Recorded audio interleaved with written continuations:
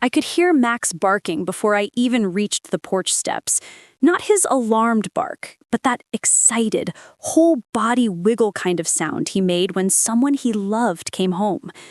The front door swung open, and there he was. Gray around the muzzle now, but still bounding toward me like a puppy. "Hey, buddy," I whispered, dropping to my knees in the snow. He pressed his warm head against my chest, and I buried my fingers in his soft fur. For a moment, I just stayed there, letting him lean into me, feeling the steady rhythm of his breathing. Dogs have this way of welcoming you without asking where you've been or why it took so long. They just love you, right now, exactly as you are. "Maya!" Mom appeared in the doorway, backlit by the warm glow of the house. She had her apron on, the red one with little snowflakes that she only wore during the holidays. Before I could stand, she was down the steps, pulling me into a hug that smelled like cinnamon and vanilla and something else I couldn't name, something that just meant home. "Let me look at you," she said, holding me at arm's length. Her eyes were bright, maybe a little misty. "You look tired, sweetheart." "I'm okay, Mom. Just a long drive." "Well, come inside. You must be freezing. Lily's been watching out the window for the last hour." She took my bag before I could protest, surprisingly strong for someone who barely reached my shoulder. "Your father's got the fire going and dinner's almost ready." I followed her up the steps, Max padding along beside me, occasionally bumping his head against my leg as if to make sure I was really there. The house wrapped around me like a favorite sweater the moment I stepped inside. The Christmas tree stood in its usual corner, by the bay window. Lights twinkled soft and golden. Garland draped the mantel, and stockings hung in a crooked line, the same stockings we'd had since I was 7, hand-knitted by my grandmother. "Maya!" Lily came running from the kitchen, flour on her cheek and a huge smile on her face. She crashed into me with the kind of hug that lifted my feet off the ground, even though she was 3 inches shorter than me. "You're really here. I was starting to think you'd cancel again." "I wouldn't do that," I said, though we both knew I almost had. Twice, actually. Once last week when a work deadline appeared out of nowhere, and once 2 days ago when the weather forecast looked bad. But something had stopped me both times. A quiet voice inside that said, "Just go." "Liar," she said affectionately, linking her arm through mine. "But you're here now, so I forgive you. Come, see what I made."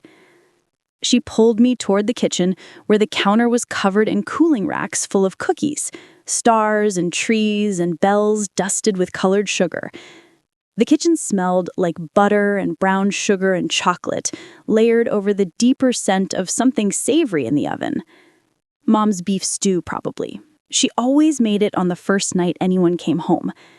"You made all these today?" I asked. "Started yesterday, actually. Mom helped.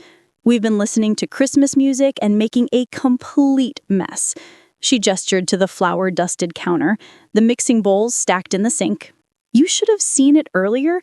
It looked like a cookie factory exploded." I picked up a star-shaped cookie, still warm, and took a bite. The sugar melted on my tongue, sweet and buttery and perfect. "These are amazing," she said. "Secrets in the vanilla. Mom's recipe, obviously. I could never match hers, but I'm getting close."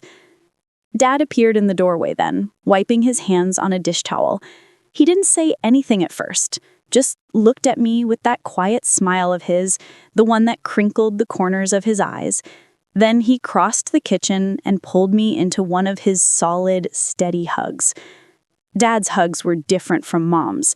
They were like being held by an old oak tree, grounding, safe, unmovable. "Good to have you home, Maya Bear," he said softly, using the nickname he'd called me since I was small. "Good to be home, Dad." He pulled back and studied my face for a moment, the way he did when he was working with wood, assessing, understanding without words. Then he nodded, satisfied with whatever he saw. "Your room's all ready. Put fresh sheets on the bed this morning." "You didn't have to do that." "Wanted to," he said simply. And that was that. Mom shooed us all toward the dining room. "Sit, sit. Everything's ready, and I won't have it getting cold." The table was set with the good dishes, the ones with the tiny painted holly berries around the edges. Candles flickered in the center. And there was a small arrangement of pine branches and red berries that Lily probably put together. The stew steamed in a big ceramic bowl, and beside it sat fresh bread, a salad with cranberries and pecans, and roasted root vegetables that glistened with olive oil and herbs. We settled into our usual spots, me across from Lily, Mom and Dad at either end, Max curled up under the table near my feet, his warmth pressing against my leg. Dad said a simple grace, thanking God for family and safety and the food before us, and then Mom ladled stew into bowls, passing them around with careful hands. For a few minutes, we just ate. The stew was rich and savory, the beef so tender it fell apart at the touch of a spoon. The bread was crusty on the outside, soft and warm inside, perfect for soaking up the broth. I hadn't realized how hungry I was until that first bite. And then suddenly I was ravenous, not just for food, but for this, for sitting around a table with people who knew me, for the sound of spoons against bowls and the comfortable silence that didn't need filling. "So," Lily said eventually, breaking the quiet, "how's the big city treatin' you?" I shrugged, swallowing a mouthful of bread. "It's fine. Busy. You know how it is." "Do you like your job?" Mom asked gently. It was a simple question, but it caught me off guard. Did I like my job? I did the work. I met the deadlines. I got the promotions. But like? It's challenging, I said carefully. Good for my career. Dad made a small sound. Not quite agreement, not quite disagreement. Just acknowledgement. "She works too much," Lily said to Mom, as if I wasn't sitting right there. "I can tell by her Instagram. Nothing but coffee cups and office windows." "I don't work that much." "When's the last time you did something just for fun?" Lily challenged. I opened my mouth to answer and realized I couldn't remember. When had I last done something just because I wanted to, not because it advanced some goal or checked off some box? "She's home now," Mom said, rescuing me. "That's what matters. We have a whole week to rest and catch up and just be together." A week. I'd almost forgotten. I'd actually taken a full week off for the first time in 3 years. My boss had looked at me like I had announced I was moving to Mars, but I'd done it anyway. Something about turning 32 had made me realize I couldn't keep putting off life forever. "What should we do first?" Lily asked, her eyes bright. "We could drive to the tree farm tomorrow, or go ice skating at Miller's Pond, or, oh, we should make gingerbread houses. We haven't done that in years." "How about we just see how it goes?" Dad suggested, mildly. "No need to plan everything." Lily made a face of him, but she was smiling. "You and your go-with-the-flow attitude. Some of us like having a plan." "Some of us," he replied, "like leaving room for surprise." After dinner, we moved to the living room. Dad fed another log to the fire, while Mom made hot chocolate. The real kind, with actual melted chocolate and cream, topped with marshmallows that slowly dissolved into sweet clouds. We settled into our familiar spots. Dad in his reading chair by the lamp, Mom curled into the corner of the couch with her knitting. Lily sprawled on the floor near the tree, and me in the middle of the couch with Max's head resting on my lap. The fire crackled softly, sending dancing shadows across the walls. The tree lights pulsed gently, creating a warm amber glow that made everything feel softer, slower. Outside, snow continued to fall, muffling the world in quiet white. Nobody felt the need to fill the silence with chatter. We just existed together, each doing our own thing, but connected by presence. Mom's knitting needles clicked in a gentle rhythm. Dad turned pages in his book. Lily hummed along with the soft Christmas music, playing from the old radio on the shelf. And I just sat there, stroking Max's soft ears, feeling the warmth of the fire on my face, watching the snowflakes catch the light from the window. Something in my chest began to unknot. Some tight, anxious thing I'd been carrying for so long I'd forgotten it was there. My breathing slowed, my shoulders dropped. The constant mental checklist that usually ran through my head, emails to send, deadlines to meet, calls to return, gradually faded into quiet. "You okay, sweetheart?" Mom asked softly, looking up from her knitting. I realized my eyes had gotten misty. "Yeah," I said, smiling. "I'm really okay. I forgot how good this feels." She didn't ask what I meant. She just smiled back, that knowing mother smile, and returned to her knitting. Lily rolled onto her back and stared up at the tree. "Remember when we used to sleep under here on Christmas Eve? We'd bring our sleeping bags down and tell stories until we fell asleep. I remember you kicking me in your sleep. I remember you stealing all the pillows," she shot back. "You were both impossible," Mom said, but her voice was warm with affection. "Your father and I would come down at midnight to put the presents out, and there you'd be, tangled up like puppies, Max squeezed between you." "He always slept with us," Lily said, reaching up to scratch Max's back. "Best heating pad ever." The fire popped, sending a small shower of sparks up the chimney. Dad closed his book and set it aside, content to just watch the flames. Mom finished a row of stitches and held up her work, a scarf in deep forest green. "That's beautiful, Mom," I said. "It's for the church charity drive. They're collecting warm things for the shelter in town." She smooths the yarn with gentle fingers. "Seemed like the right thing to do this year." Dad nodded. "That's a good thing." And it was. Not because it was grand or impressive, but because it was simple and true and exactly what was needed. Sitting there in that quiet room, I realized that's what I'd been missing.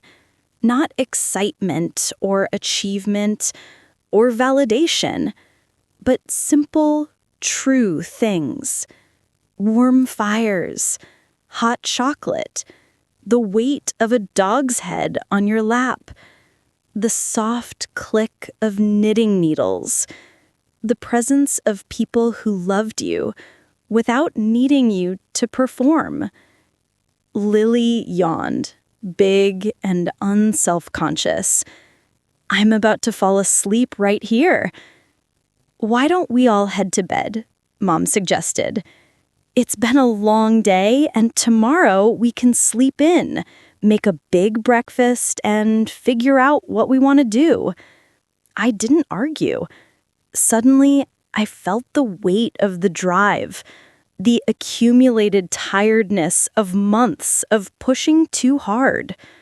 My body was ready for sleep, real sleep, not the fitful, anxious kind I'd been getting lately. We said our goodnights, and I climbed the stairs to my old room. It looked exactly as I remembered. The same quilt on the bed, the same bookshelf full of favorite stories, the same window that looked out over the backyard. Mom had put a small vase of pine branches on the dresser, and the room smelled faintly of lavender sachets she kept in all the drawers. I changed into pajamas, turned off the light, and slipped between the cool, clean sheets. Through the window, I could see snow falling steadily, illuminated by the back porch light. The world outside was silent and white and peaceful. Max appeared in the doorway, his collar jingling softly. He padded over to the bed and looked up at me with those soulful brown eyes, asking permission. "Come on, buddy," I whispered, patting the mattress. He jumped up with a soft grunt, circled twice, and settled against my side with a contented sigh. His warmth seeped through the blankets, steady and comforting. I lay there in the darkness, listening to Max breathe, watching snow fall outside my window, and feeling more relaxed than I had in months, maybe years. There was nowhere I needed to be, nothing I needed to do. Just this moment, this breath, this quiet contentment. Tomorrow would come, gentle and unhurried. But for now, I was home, and I was exactly where I needed to be. I woke slowly, the way you do when your body knows it's safe to rest. No alarm jarring me awake, no immediate panic about what I'd forgotten to do. Just gentle awareness seeping in, the softness of the pillow beneath my cheek, the weight of the quilt, Max's steady breathing beside me.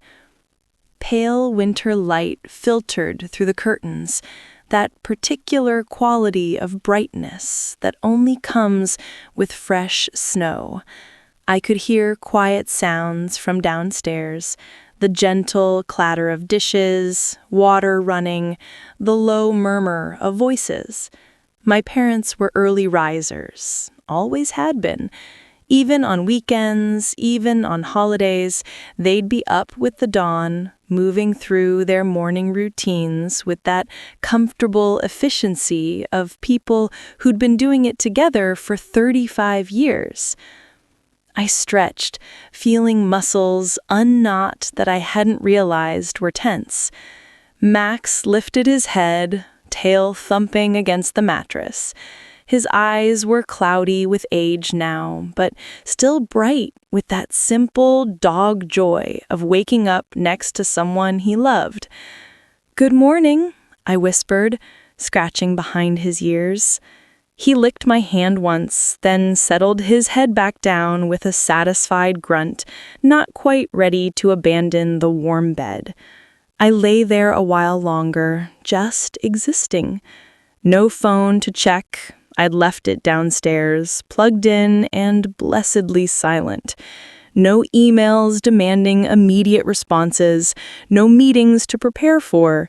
Just this quiet moment, this soft morning, this feeling of being held by the gentle rhythm of a home that had always welcomed me. When I finally got up, I pulled on my old college sweatshirt and a pair of thick socks. The hardwood floor was cool under my feet as I padded to the window. Outside, the world had transformed overnight. Everything was covered in at least 6 inches of fresh snow. The yard, the fence posts, the old swing set Dad had built when I was 6 and refused to take down even though both Lily and I were long past using it. The sky was that soft pearl gray that promised more snow later, and the air looked cold in that crystalline way where you could almost see how crisp it would feel against your face. Bird tracks crisscrossed the untouched snow in delicate patterns, and I could see smoke rising from the Hendersons' chimney next door. Max finally decided it was time to get up, stretching with a groan that I felt in my soul. We made our way together downstairs, him taking the steps carefully with his aging joints, me moving slowly just to match his pace. There was no rush. There was nowhere to be. Mom was at the stove, still in her bathrobe, flipping pancakes on the old cast-iron griddle. Dad sat at the kitchen table with his coffee and the newspaper, actual newspaper, not a screen, reading glasses perched on his nose. They both looked up when I appeared, and their faces lit with those small, genuine smiles that people only give when they're truly happy you're there. "Good morning, sweetheart," Mom said. "Coffee's fresh, mugs are where they've always been." I poured myself a cup from the pot on the counter, adding cream from the small pitcher Mom always put out. The coffee was strong and hot and perfect. I wrapped my hands around the mug, letting the warmth seep into my fingers. "Sleep well?" Dad asked, folding down a corner of his newspaper. "Better than I have in months," I admitted, sliding into my usual chair across from him. I forgot how quiet it is here. "The city's too noisy," he said, in that matter-of-fact way of his. Not judgmental, just stating what he knew to be true. "It is," I agreed. "I've gotten used to it, I guess. Sirens and traffic and people. But being back here, I didn't realize how tired I was of all that noise." Mom set a plate of pancakes on the table, fluffy buttermilk ones with golden edges, the kind she'd been making every Sunday morning for as long as I could remember. Steam rose from them in lazy curls. She added a small bowl of warm maple syrup and a dish of butter that had already started to melt from the heat of the pancakes. "Lily still sleeping?" I asked. "Out cold," Mom said, settling into her own chair with her coffee. She stayed up past midnight watching some Christmas movie marathon. You know how she gets this time of year, wants to soak up every bit of it. I smiled, forking a pancake onto my plate. That was Lily exactly. Wholehearted in everything, never holding back, never guarding herself against disappointment. I envied that about her sometimes. I'd become so careful over the years, so measured. Somewhere along the way, I'd forgotten how to just throw myself into joy. "What's your plan for today?" Dad asked, sipping his coffee. "I don't know. I hadn't thought about it." The honesty of that felt strange. Usually, I had every hour accounted for, every day mapped out in my calendar. But here, now, I genuinely had no plan beyond sitting at this table, eating pancakes, and being present. "That's a good place to start," Dad said, nodding approval. We ate in comfortable silence for a while. The pancakes were perfect. Crispy edges, soft centers, that hint of vanilla Mom always added to the batter. The syrup was the real stuff, maple from a farm upstate that Dad had been buying from for 20 years. Outside the window, a cardinal landed on the snow-covered bird feeder, bright red against all that white. Mom said, "I was thinking we could go through the ornament boxes later. I found some old ones in the attic yesterday, ones from when you girls were little. Thought it might be nice to go through them together, maybe pick out favorites to hang on the tree." "I'd like that," I said. And I meant it. The thought of sitting with Mom and going through old memories, handling decorations I'd made in elementary school, remembering younger versions of ourselves, it sounded exactly right. No rush, though, she added. We've got all week. Everything can happen in its own time. That phrase settled into me. In its own time. How long had it been since I'd let anything happen in its own time? I was always pushing, always forcing, always trying to make things happen faster, sooner, more efficiently. But maybe some things needed their own pace. Maybe I needed my own pace. The back door opened with a gust of cold air, and Lily stumbled in, bundled in her puffy winter coat and snow boots, her cheeks pink from the cold. "It's beautiful out there," she announced, stumping snow off her feet. "We got at least 7 inches, and it's that perfect packing snow. We should build a snowman after breakfast." "You went outside already?" I asked, glancing at the clock. It wasn't even 8 yet. "Couldn't help it. I heard the plow go by and had to check how much we got. Plus, Max needed to go out, and someone had to supervise." Max, hearing his name, thumped his tail from his spot by the radiator, where he'd settled to warm up. "A snowman sounds nice," Mom said. "Been years since we built one as a family." "We could do a whole snow family," Lily suggested, her eyes bright with that particular enthusiasm she brought to everything. "And we could use those old buttons from Grandma's sewing kit for eyes." Dad chuckled. "Getting ambitious there, Lil." "Go big or go home," she said through a mouthful of pancake. "Oh wait, we are home, so I guess we're going big." After breakfast, we bundled up. I borrowed Mom's spare winter coat, heavier than anything I owned in the city, and found my old Gluds in the hall closet, right where I'd left them 3 years ago. Everything in this house stayed where it belonged, waiting patiently for you to need it again.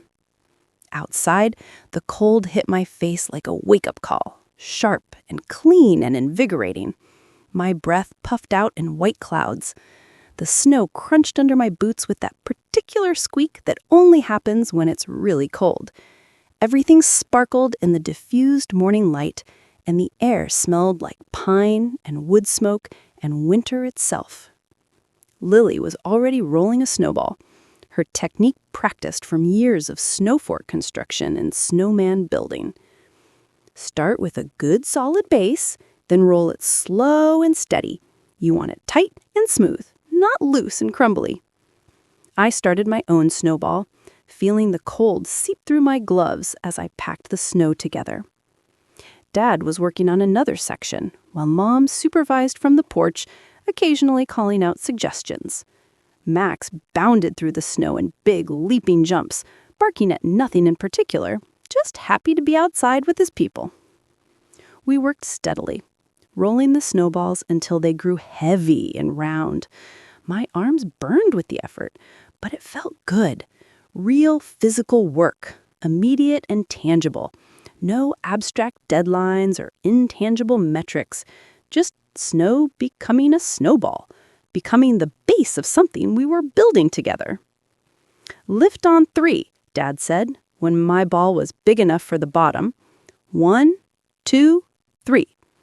We hoisted it together, settling it in the perfect spot in the front yard where it would be visible from the road. Lily's ball became the middle section, and we all helped lift it into place. The top was smaller, easier to manage, and we positioned it carefully, packing snow around the seams to hold everything together.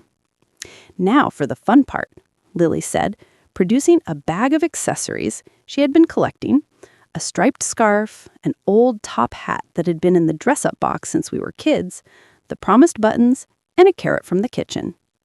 We dressed our snowman with care, arguing good-naturedly about button placement and scarf arrangement. Dad contributed 2 stick arms, finding perfect branches that looked like the snowman was waving hello. Mom came down from the porch to add the finishing touch, a small pine sprig tucked in the hat band. When we stepped back to admire our work, I felt something unexpected. Pure, uncomplicated satisfaction. We'd made something together, Something simple and temporary and completely unnecessary. And it was perfect. "He needs a name," Lily declared. "Frosty seems too obvious," I said. "Harold," Dad suggested. We all looked at him. "Harold?" Lily repeated. "Harold? He looks like a Harold," Dad said with complete seriousness, and somehow that made it true. He did look like a Harold. "Harold it is," Mom agreed, laughing. We took photos, silly ones of us posing with Harold, serious artistic ones that Lily insisted on, one of Max sitting proudly in front of our creation. Then we headed back inside, shedding layers in the mudroom, stomping snow off boots, hanging wet gloves on the radiator to dry. Mom made hot chocolate again. This was apparently a hot chocolate kind of week, and we settled in the living room, cheeks still pink from the cold, warming our hands around steaming mugs. The fire crackled cheerfully, and someone had put on a record, Nat King Cole singing about chestnuts and open fires. "This is nice," I said quietly, almost to myself. "What is?" Lily asked, curled up in Dad's reading chair. "This. All of it. Being here, having nothing to do except build snowmen and drink hot chocolate." I paused, trying to find the right words. I think I forgot how to just be, without producing something or achieving something or checking something off a list. Mom reached over and squeezed my hand. "That's what home is for, sweetheart. To remember who you are when you're not doing anything. To remember that you're enough just by existing." The words hit me harder than I expected, and I felt my throat tighten. When was the last time I had felt like I was enough just by existing? Not by performing or producing or proving, but just by being. "You work too hard," Dad said gently. "Always have, even as a girl. Always pushing yourself, always trying to be perfect." "Someone's got to be the responsible one," I said, trying to make it a joke. "Someone's got to remember to rest, too," he replied. We sat with that for a while, the music washing over us, the fire warming our faces. Outside, Harold stood watch in the front yard, his stick arms raised in permanent greeting. It had started snowing again, light flakes drifting down to dust his hat with white. Lily got up to adjust the tree lights, and as she did, she pulled out one of the ornament boxes Mom had mentioned. "Want to go through these now?" she asked. "Might as well," Mom said, setting down her mug. "Maya, you should see some of these. We found ornaments from your first Christmas, ones we thought were lost years ago." I moved to sit on the floor beside Lily as she opened the box. Inside were layers of tissue paper, and beneath them, treasures. Tiny handprint ornaments with our names and years written in Mom's careful script. Popsicle stick frames with school photos, construction paper angels with cotton ball halos, glass balls we decorated with glitter and glue. Each one was a small time capsule, holding a moment from a younger, simpler version of our lives. Lily held up a lopsided star made from pipe cleaners and sequins. "I remember making this in 2nd grade, Mrs. Patterson's class. We had that whole craft day right before winter break. You were so proud of that star. You carried it home on the bus, protecting it like it was made of real gold." I found one of my own contributions, a clay handprint painted red and green, dated 1999. I would have been 5, maybe 6. My hand had been so small. I traced the outline, trying to remember that version of myself, that little girl who was so excited to give her parents a painted handprint for Christmas. "Hang it on the tree," Dad said from his chair. "That's what they're for." So I did. I found a branch at eye level and hung my tiny handprint where I could see it. Lily hung her pipe cleaner star nearby, and slowly, ornament by ornament, We decorated the tree with our own history, with the evidence of who we'd been and how we'd grown, and the love that had been constant through it all. By the time we finished, the tree looked different, less polished, more personal. Every ornament had a story, and together they told the larger story of our family, of all the Christmases that had come before, all the moments of creating and celebrating and simply being together. The afternoon drifted by in that same easy way. We made sandwiches for lunch, played an old board game that devolved into good-natured arguments about rules, watched the snow continue to fall. There was no agenda, no schedule to keep, just the gentle unfolding of a day spent exactly as we wanted to spend it. As evening approached, I found myself back on the couch with Max, watching the tree lights pulse and glow in the gathering dusk. Lily was at the piano, picking out Christmas carols from memory. Dad was in his workshop. I could hear the distant sound of his saw, working on some project that would eventually emerge as something beautiful and functional. Mom was in the kitchen, starting something for dinner, humming along with Lily's playing. This was my family. This was home. Not perfect, not impressive, not Instagram-worthy, just real and warm and exactly what I needed. I closed my eyes and listened to all the sounds layering together. The piano, the saw, Mom's humming, Mac's soft snoring, the fire crackling, snow whispering against the windows. Each sound was its own thread, and together they wove into something complete. For the first time in a very long time, I had nowhere else I wanted to be. The next morning arrived with the same gentle ease as the one before. I was starting to understand the rhythm of this house again, the way time moved differently here, less like a ticking clock and more like breathing, in and out, slow and steady, each moment given the space it needed.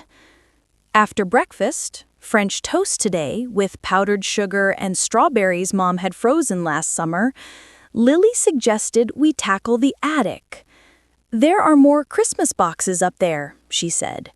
And Mom mentioned finding some old photo albums. We should bring everything down while we have the time. The attic stairs pulled down from the hallway ceiling with a creak that echoed through my childhood.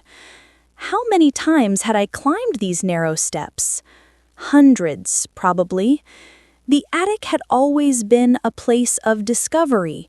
Dress-up clothes and forgotten toys, old books and mysterious boxes that held fragments of our family's history. Dad went up first, switching on the single bulb that illuminated the space. The attic smelled the way it always had, like old wood and dust and cardboard, with an underlying hint of the cedar chest where Mom stored wool blankets in the summer. It was a smell that instantly transported me back 20 years, to rainy afternoons spent exploring while Mom sorted through seasonal decorations. "Watch your head on that beam," Dad warned me, as I climbed up behind him. "You're taller than you used to be." The attic was surprisingly organized for a space dedicated to storage. Mom had labeled boxes in her neat handwriting. Christmas ornaments, 1990 to 1995, winter clothes, kids, school papers and art projects, photos, various years. Everything had its place, its category, its purpose. Lily emerged through the opening with the energy of someone on a treasure hunt. Where should we start? "How about we bring down all the Christmas stuff first?" Mom suggested from below. "Then we can go through the photos if anyone's interested." We worked in a kind of assembly line, Dad and I locating boxes in the attic, passing them down to Lily, who handed them to Mom at the bottom of the stairs. Some boxes were light, full of tissue-wrapped ornaments and garland. Others were heavier, packed with ceramic villages and nativity scenes and the elaborate nutcrackers Grandma had collected over the years. I was reaching for a box labeled Stockings and Misk when I noticed something else. A smaller box, unmarked, pushed back into the corner near the chimney. It looked older than the others, the cardboard softened with age. "What's this one?" I called down to Mom. There was a pause. Then I heard her climb up a few steps on the ladder. She peered at the box I was pointing to, and her expression softened. "Oh, I'd forgotten about that box." "What's in it?"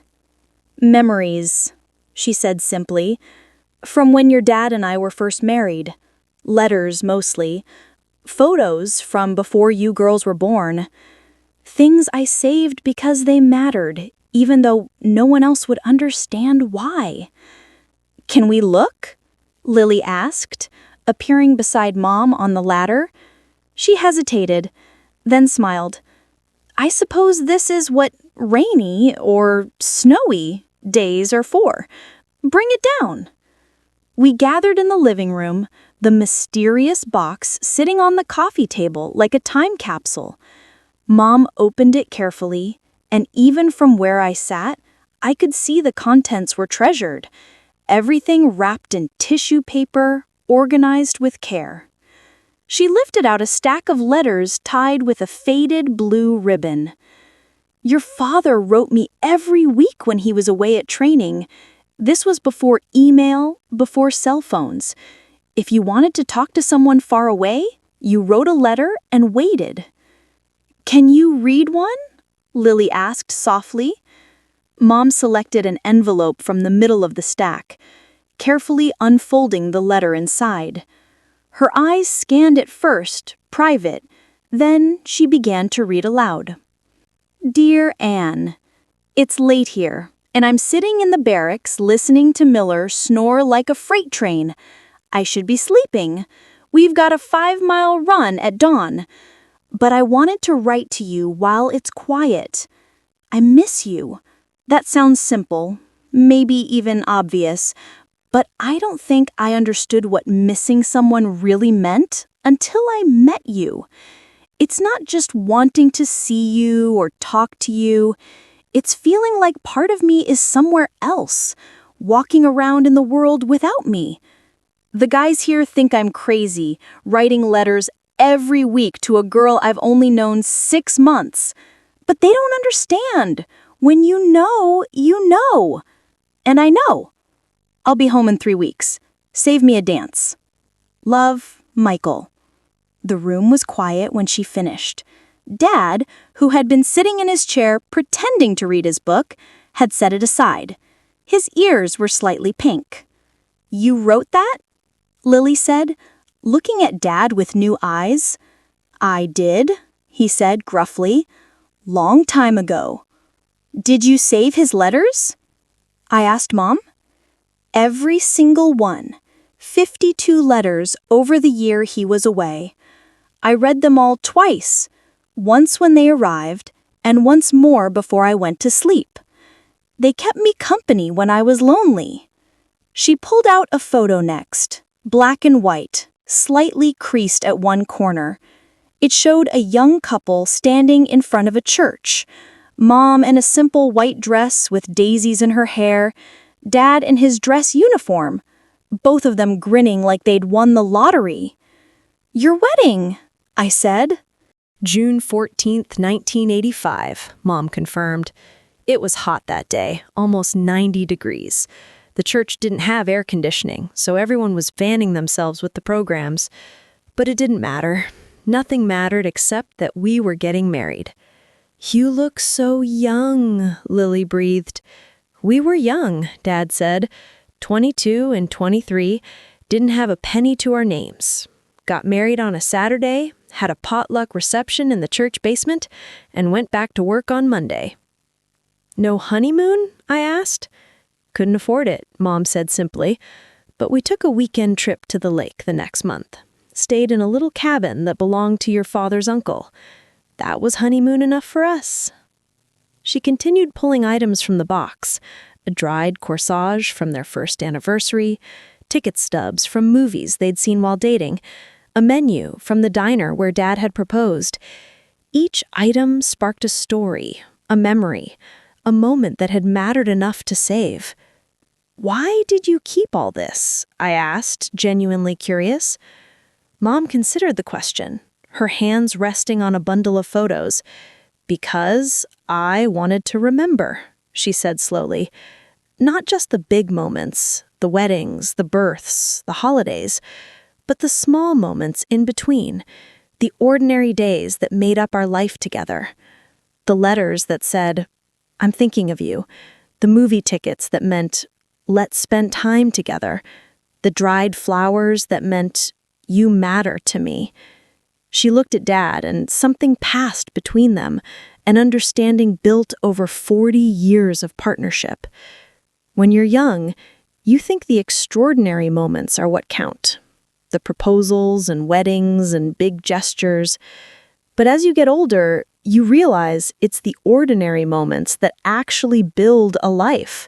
The quiet evenings, the shared coffee in the morning, the way someone knows how you like your tea. That's what matters. That's what lasts. I felt something shift in my chest, a recognition of truth I'd been avoiding. I'd spent so much time chasing extraordinary moments, building an impressive career, achieving visible success. But had I built a life? Had I created any ordinary moments worth saving? Lily was looking through a stack of photos now, exclaiming over hairstyles and fashion choices. "Mom, your hair was so big in this one." It was the 80s. Everyone's hair was big. And don't even get me started on the shoulder pads. We spent the next hour going through the box, piece by piece. There were photos of Mom pregnant with me, her belly round under a maternity dress with a ridiculous bow. Pictures of Dad building the cradle I'd slept in, his face intense with concentration. A tiny hospital bracelet with my name written in faded ink. Baby girl Martinez, 7 pounds, 3 ounces.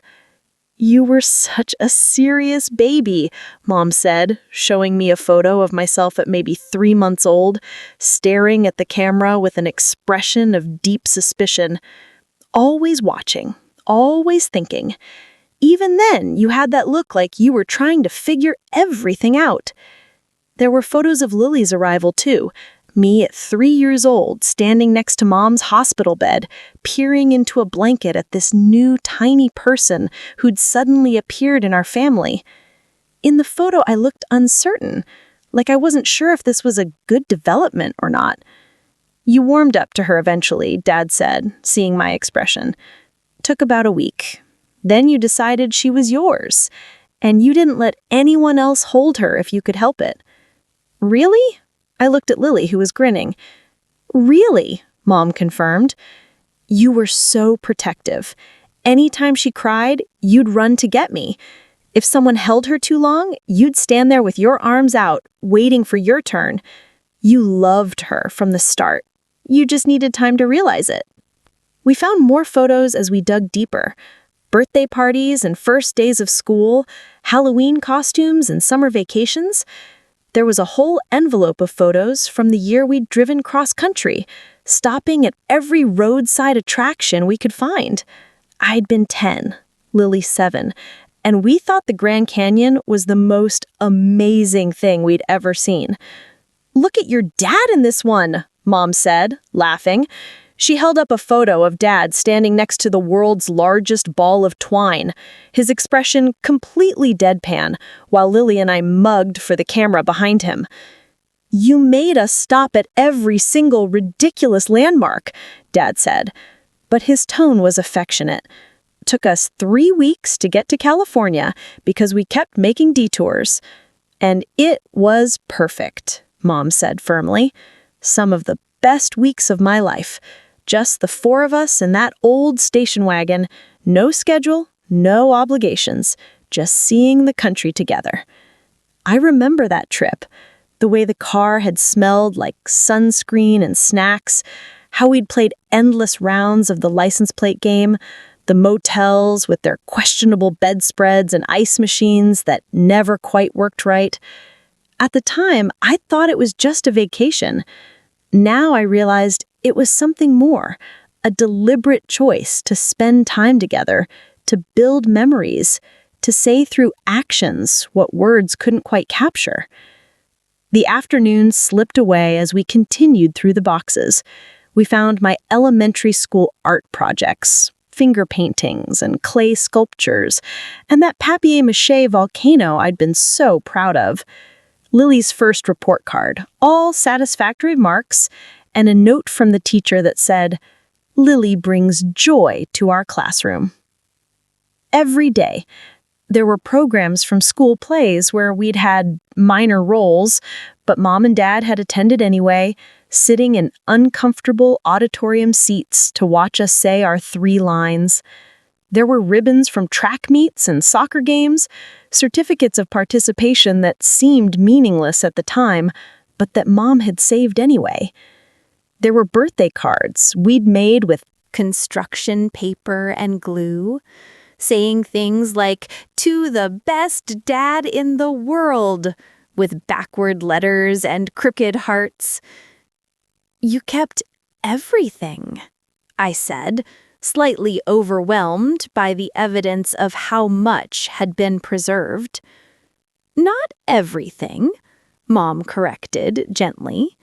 "Just the things that mattered. The things that showed who you were becoming, or captured a moment I wanted to remember. Some people keep too much until it becomes clutter, but I tried to save just enough. Enough to tell the story of our family. Enough to remember what mattered." As the light outside began to fade, we finally finished with the boxes. The living room floor was covered with the evidence of our lives. Photos and letters, art projects and mementos, small treasures that individually seemed insignificant, but together told the story of a family that had built something real. "We should organize this," Lily said, looking at the spread before us. "Maybe make albums, or at least sort things by year." "We could," Mom agreed. "Or we could just enjoy looking at it for now and worry about organizing later.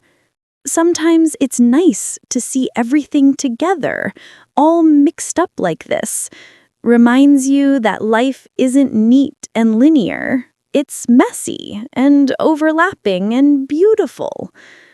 We ordered pizza for dinner, a rare treat in this house where Mom usually cooked, but everyone was too content, too absorbed in memories to think about preparing a meal. Dad called in the order to the place in town that had been delivering pizza to this house for 30 years, and we continued sitting among our scattered history, sharing stories and laughing at old photos.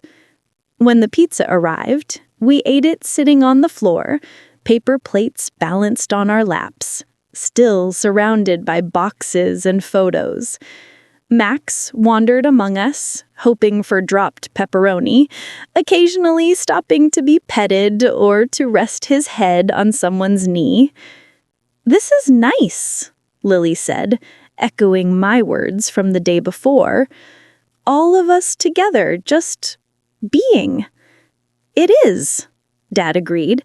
He was holding a photo of himself as a young man, standing in front of the house, before the porch had been added, before the trees had grown tall. "We should do this more often, not wait for Christmas, not wait for special occasions. Just make time." "It's hard," I said quietly.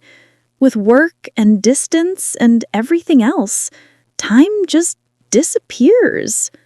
Time doesn't disappear. We give it away. We spend it on things that seem urgent but aren't important. The trick is learning to spend it on what matters before you run out of it. The words settled over us like the snow falling outside, soft but accumulating, light but with weight. I thought about how I'd been spending my time, what I'd been prioritizing, what I'd been building. A career, yes. Professional credibility, certainly. But what else? What memories was I creating? What ordinary moments was I treasuring? As if reading my mind, Mom reached over and squeezed my hand, and she said, "You're here now. That's what matters. You came home. You made the time. That's not nothing, sweetheart." We stayed there on the floor until late, surrounded by the tangible evidence of love. Letters and photos, drawings and ribbons, all the small ways we'd mattered to each other over the years. Outside, snow continued to fall, soft and steady, covering the world in quiet white. And inside, we were warm and full and together, just as we should be. I woke the next morning to the smell of cinnamon rolls baking, Mom's recipe, the one that required starting the dough the night before and letting it rise slowly in the refrigerator. She only made them a few times a year, usually on Christmas morning or when something needed celebrating. Downstairs, I found her pulling the pan from the oven, the rolls golden and steaming, drizzled with thick white icing that was already starting to melt into sweet rivers. "Good morning," she said brightly. "I thought we could go into town today, do some shopping, maybe have lunch at the cafe, get out of the house for a bit."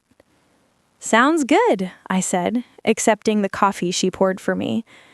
Through the window, I could see the sun was actually shining today, rare for December in these mountains, making the snow-covered world sparkle like it had been dusted with diamonds.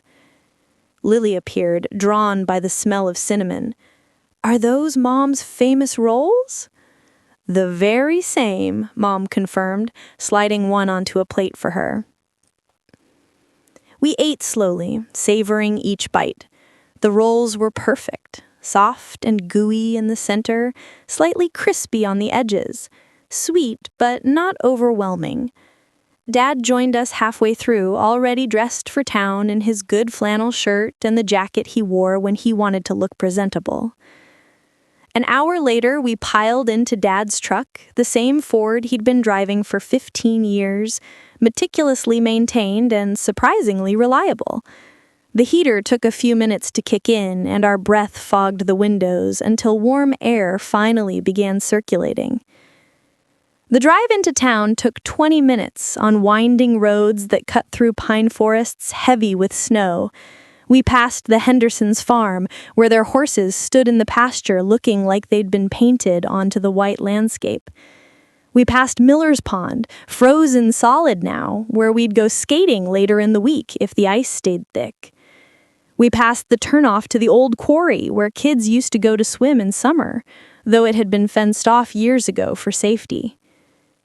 Town was small, one main street with shops clustered on either side, a few cross streets with the post office and library and the elementary school Lily and I had both attended. It was the kind of place where everyone knew everyone, where you couldn't run to the grocery store without having at least 3 conversations, where the pharmacist knew your prescriptions by heart. Dad parked in front of Henderson's Hardware, and we walked along the sidewalk that the town crew had cleared early that morning. Shop windows were decorated for Christmas, garland and lights, paper snowflakes, and hand-painted scenes. The bookstore had built a display of winter-themed novels arranged around a miniature village. The bakery window showed off gingerbread houses and decorated cookies that were almost too beautiful to eat. "Let's split up," Mom suggested. "Meet back at the cafe at noon for lunch?" Lily immediately grabbed my arm. "Come with me. I want to check the bookstore and that new craft place that opened last month." We waved to Mom and Dad as they headed toward the hardware store. Dad probably needed something for his workshop, and Mom would find 10 things she didn't know she needed until she saw them. The bookstore smelled exactly as a bookstore should, like paper and ink and possibility. Mrs. Chen, who'd owned it for as long as I can remember, looked up from behind the counter and broke into a huge smile. "Maya Martinez! I heard you were home for Christmas!" She came around the counter to hug me, her small frame surprisingly strong. "You look wonderful. City life must be treating you well." "It's good to be back," I said honestly. "The store looks great, Mrs. Chen." "She said we've made some improvements," she said proudly, gesturing around. "Added the cafe corner over there, expanded the children's section. Gotta keep up with the times while staying true to what we are." Lily was already browsing the fiction section, running her fingers along the spines with the reverence of a true book lover. I wandered to the local interest section, curious about what had been published about our area. I found a new photography book, 4 Seasons in the Mountains, and flipped through it. The images were stunning. Autumn leaves reflected in still water, spring wildflowers covering entire meadows, summer thunderstorms rolling over ridges, winter scenes that looked like they had been painted in shades of white and gray and blue. "That's beautiful," Lily said, appearing at my elbow. "You should get it." "I don't really have anywhere to put coffee table books right now. My apartment in the city was small, functional, not really designed for the kind of books you display." "So keep it here," she suggested, "in your room for when you visit." The idea startled me. Keeping things here, maintaining a presence in this house even when I was gone? I'd been thinking of my childhood room as a temporary space, a place I borrowed when I came home. But what if it could be more than that? What if I could leave pieces of myself here, create a bridge between this life and that one? I bought the book. We left the bookstore with a small stack each. Lily had found 3 novels she couldn't resist, and I had added a collection of essays about finding home to my photography book. The craft store was next, a newer addition to Main Street that sold handmade items from local artists. Inside, it was a treasure trove of creativity. Hand-thrown pottery sat on shelves next to knitted scarves in jewel tones. Watercolor paintings of local landscapes hung on the walls. There were handmade soaps and candles, wooden toys and quilted pillows, jewelry made from stones found in the nearby creek beds. "Look at these," Lily said, holding up a pair of mittens knitted in a complex pattern of cream and forest green. "I could make these. Well, maybe not this complicated, but something similar." A woman emerged from the back room, younger, probably in her early 30s, with paint stains on her jeans and her hair pulled back in a messy bun. "Those are from Sarah Mills. She raises her own sheep, spins her own yarn, dyes it with plants she forages. Every pair is unique." "They're beautiful," I said. "I'm Rebecca, by the way. I opened this place about 6 months ago. Wanted to create a space for local makers to sell their work. We've got about 30 artists contributing right now." "It's wonderful," Lily said sincerely. "The town needed something like this." We browsed for a while, admiring the craftsmanship and everything. I found a small ceramic bowl, cream-colored with a subtle blue glaze that pooled in gentle waves. It was simple, functional, beautiful, perfect for holding small things, jewelry, spare change, whatever needed a home. "That's one of mine," Rebecca said when she saw me examining it. "I do pottery in the back studio. That series is inspired by water. Rivers, lakes, rain, the way water shapes everything it touches." I bought the bowl and Lily bought the mittens, and we left the shop feeling like we'd discovered something special, this quiet pocket of creativity thriving in our small town. The cafe where we'd agreed to meet our parents was across the street. Through the window, I could see them already seated at a booth, coffee cups in front of them, talking quietly. They looked relaxed, content, enjoying this small adventure together. Inside, the cafe was warm and bustling with the lunch crowd. The owner, Marcus, waved from behind the counter.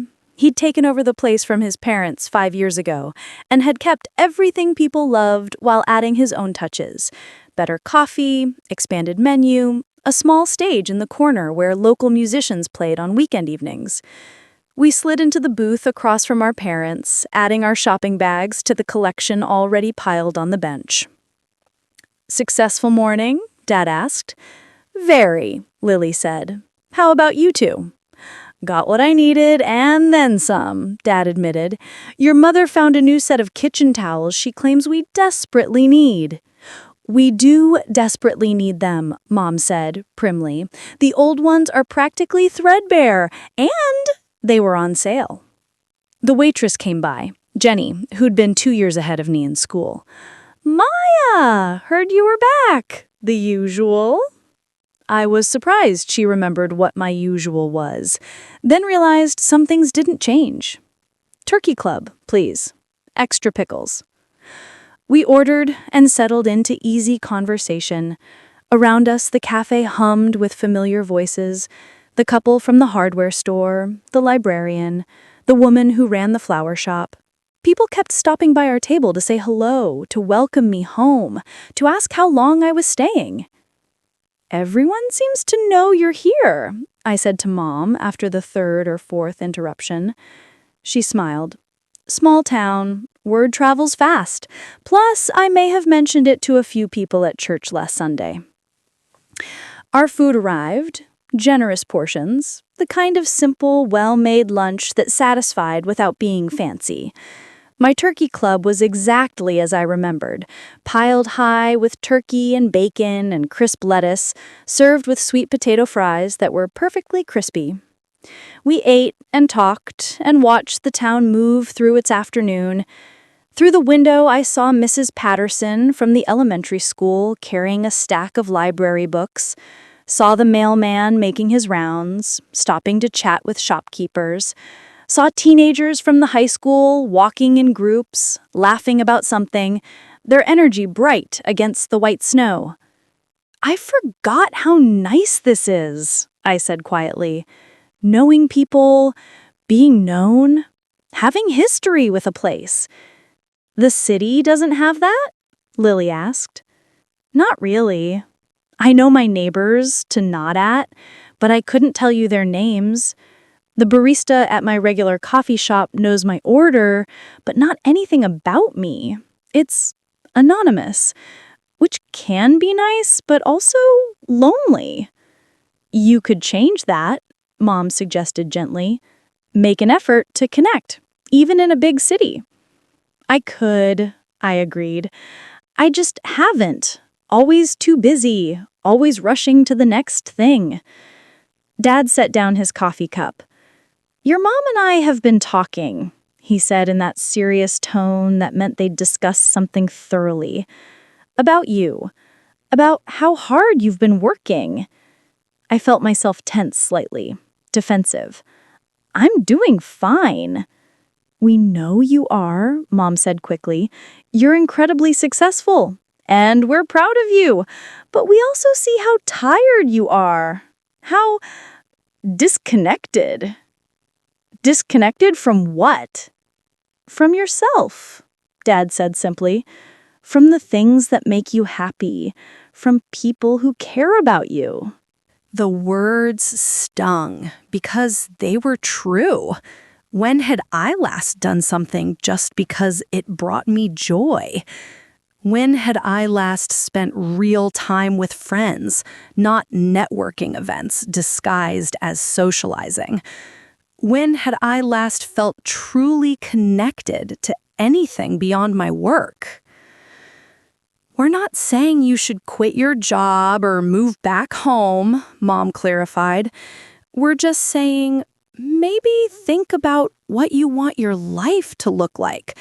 Not what looks impressive from the outside, but what actually feeds your soul. I stared down at my plate, emotions churning. Part of me wanted to argue, to defend my choices, to explain how hard I'd worked to build my career. But another part, the part that had been slowly waking up since I'd arrived home, whispered that maybe they had a point. I don't know what I want, I admitted quietly. I've been so focused on achieving the next thing that I haven't stopped to ask if I even want it. Lily reached across the table and squeezed my hand. That's okay. You don't have to figure it out right now. You just have to start asking the question. We finished lunch in thoughtful silence, each of us processing the conversation in our own way. When we left the cafe, the sun was still shining, making the snow almost too bright to look at directly. Let's walk a bit, Dad suggested. Work off that lunch. We strolled down Main Street, looking in shop windows, greeting people we knew. We stopped at the park where there was a small ice rink set up, watching kids wobble on their skates while parents called encouragement from the sidelines. We walked past the church where Mom and Dad had gotten married, its white steeple standing stark against the blue sky. At the end of Main Street, there was a small overlook that gave a view of the valley below. Farms and forests, the river winding through it all, mountains rising in the distance. We stood there together, 4 people who shared history and blood and love, looking out at the landscape that had shaped us. It's beautiful here, I said. It is, Dad agreed. We're lucky to call this home. Home. The word resonated differently now than it had a few days ago. Home wasn't just a place you were from. It was a place you belonged, a place that held your history, a place where people knew your story. And maybe it was something you could carry with you, even when you were far away. We drove back as the sun began its descent, painting the snow in shades of pink and gold. I sat in the back seat next to Lily, watching the familiar landscape roll past, and felt something I hadn't felt in years. Contentment. Not the striving for more, not the achievement of goals, just simple satisfaction with this moment, this day, this life exactly as it was. When we got home, Mom made hot chocolate again. It was becoming a ritual. And we settled in the living room with our purchases spread around us. Dad examined his new drill bits with satisfaction. Mom folded her new kitchen towels, pleased with their quality. Lily tried on her mittens, admiring the intricate pattern. And I sat with my photography book open on my lap, looking at images of this place I'd grown up in, seeing it through new eyes. The mountains I had taken for granted, the seasons I'd barely noticed while rushing through them, the beauty that had always been here, waiting for me to slow down enough to see it. Max settled beside me with a contented sigh, and I stroked his soft ears, watching the fire dance in the hearth. Outside, evening crept in slowly, the sky deepening from blue to indigo to the rich darkness of a winter night. Inside, we were warm and safe and together. And for now, that was more than enough. The next morning brought a light snowfall. Not the heavy, dramatic kind, but gentle flakes that drifted down like confetti, and no particular hurry to reach the ground. I found myself waking earlier than I had been, my body adjusting to the rhythm of this house, learning to rest more deeply and wake more naturally. Downstairs, only Dad was up, sitting at the kitchen table with his coffee and what looked like sketches on graph paper. He glanced up when I entered, offering a small smile. "Morning, Maya Bear." "Morning." I poured myself coffee and joined him.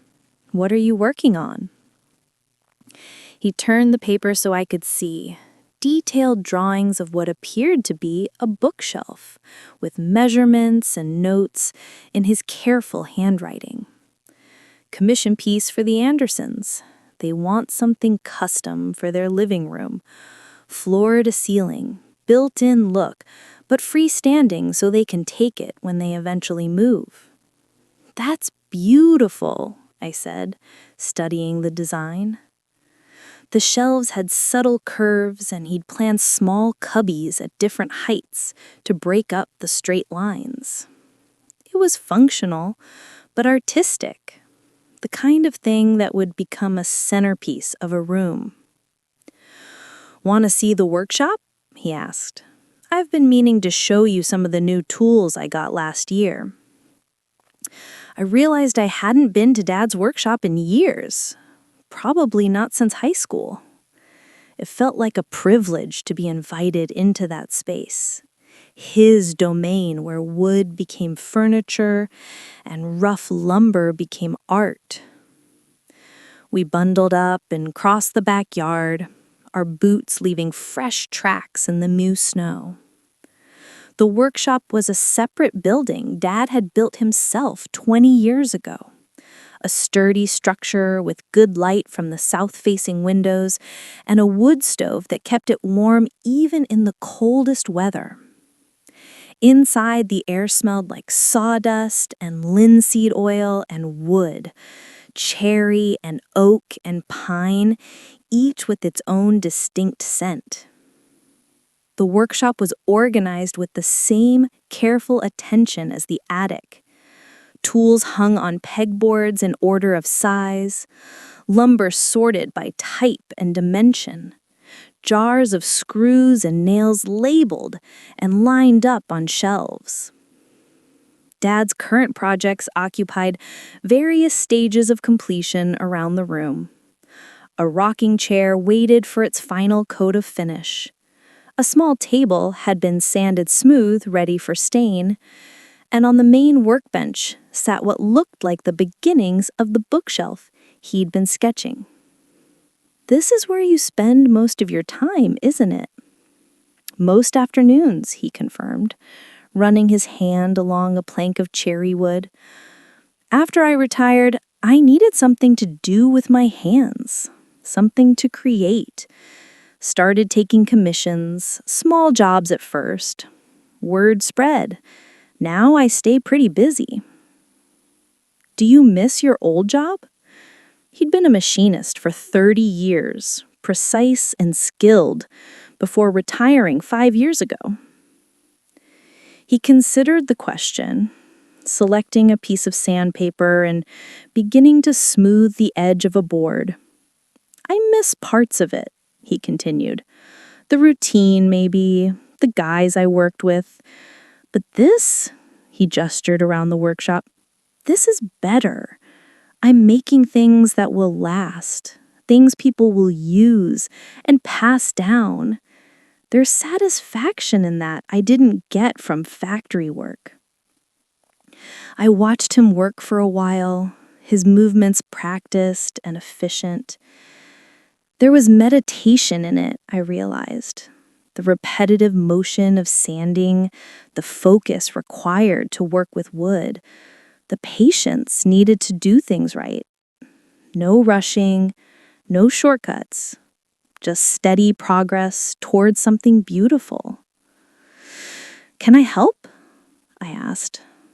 He looked surprised, then pleased. "Sure." You can sand this piece here. Long strokes, with the grain, not against it. Keep the pressure even.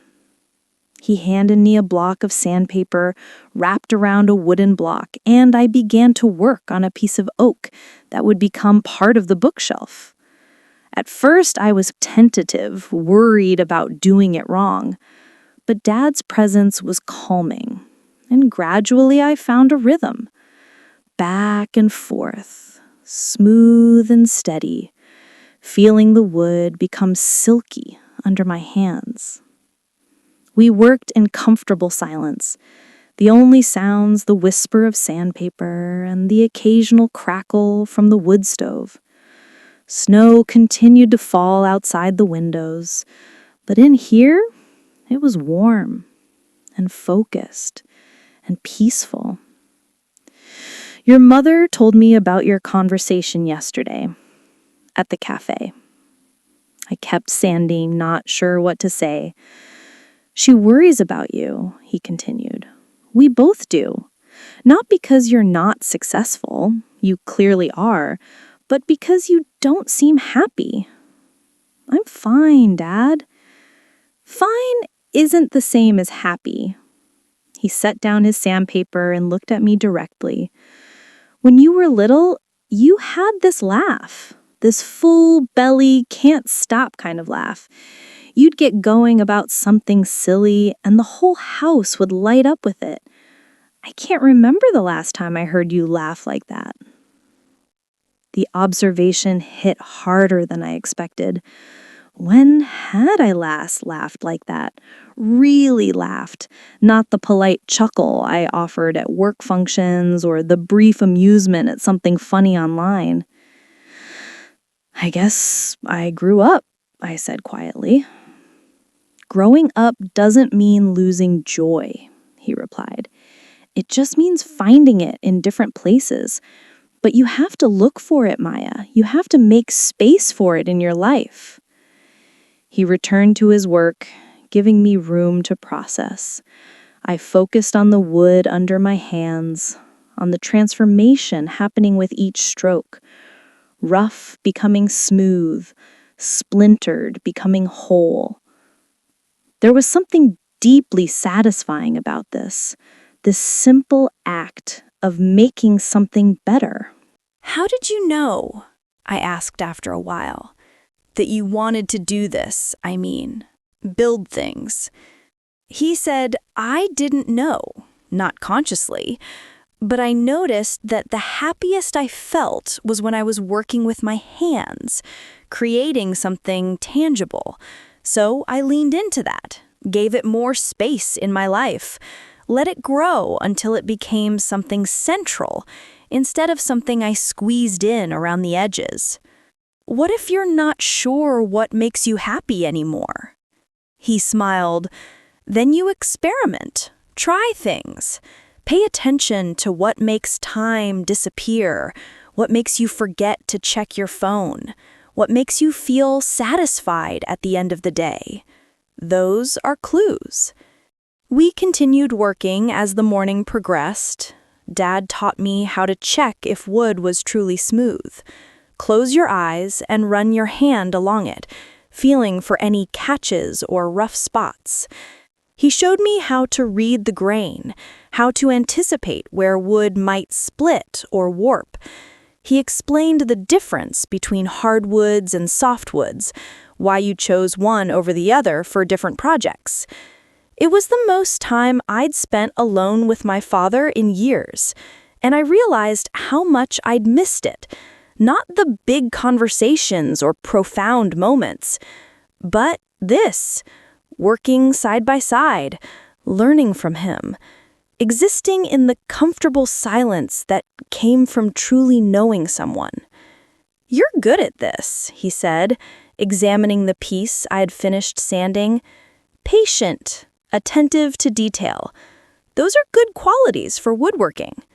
Maybe I should take it up as a hobby, I said, half joking. Maybe you should, he replied seriously. There's a woodworking collective in the city. I looked it up once out of curiosity. They offer classes, have a shared workshop space.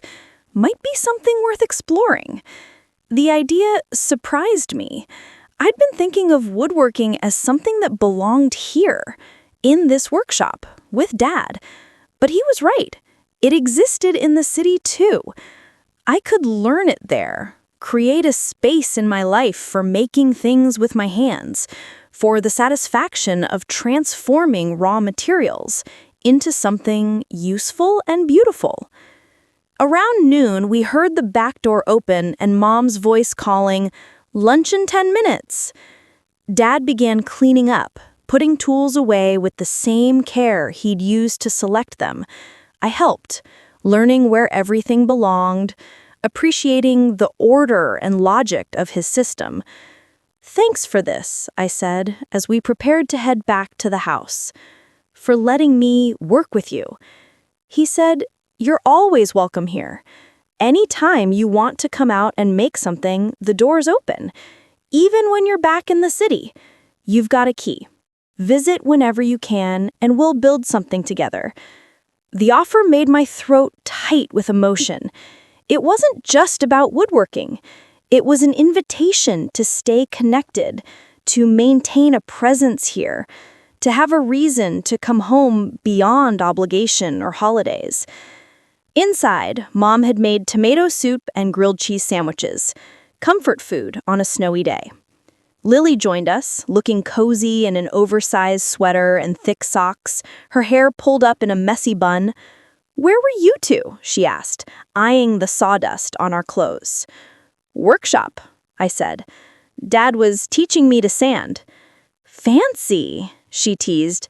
"Next, you'll be building furniture." "Maybe," I said, and meant it. After lunch, Lily suggested we bake cookies. Not the fancy decorated kind from a few days ago, but simple chocolate chip ones, the recipe we'd been making since we were kids. Mom supervised while Lily and I measured and mixed, falling back into old patterns. Lily always insisted on eating at least half the chocolate chips before they made it into the dough. I always overmixed slightly, impatient for the baking to begin. The kitchen filled with warmth and the smell of butter and vanilla and chocolate. We dropped spoonfuls of dough onto baking sheets, deliberately making some cookies larger than others because we'd always fought over who got the biggest ones. While the first batch baked, we sat at the kitchen table with tea, watching snow continue to fall outside. The afternoon had that timeless quality again, where hours could pass without feeling rushed or wasted. "I've been thinking," Lily said, "about what Mom and Dad said yesterday, about making time for what matters." "Yeah? I think I want to go back to school, get my master's in education. I've been teaching for 5 years and I love it, but I want to do more. Maybe work on curriculum development or educational policy, make a bigger impact." "That's great, Lil," I said sincerely. "It means 2 years of night classes while teaching full-time. It means being broke and exhausted and stressed." She paused. "But I think it's worth it, because it's something I want, not something I think I should want." The distinction resonated with me. How many things had I done because I thought I should? How many choices had been driven by external expectations rather than internal desire? The timer went off, and we pulled the first batch of cookies out of the oven.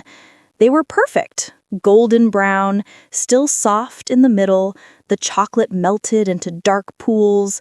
We let them cool for exactly 30 seconds before grabbing one each, juggling the hot cookies and laughing as we burned our fingers. They tasted like childhood, like snow days and after-school snacks, like the kitchen table covered in homework while Mom cooked dinner. They tasted like home. We baked 3 more batches, then settled in the living room with our spoils. Dad built up the fire and Mom put on a record, Bing Crosby this time, his voice smooth and nostalgic. We played cards, a complicated game Dad had learned from his father, full of rules that made no logical sense, but that we followed religiously. Max supervised from his spot by the fire, occasionally wandering over to sniff the cookie plate hopefully. The afternoon drifted into evening, and no one felt the need to do anything more productive than this: playing cards, eating warm cookies, being together.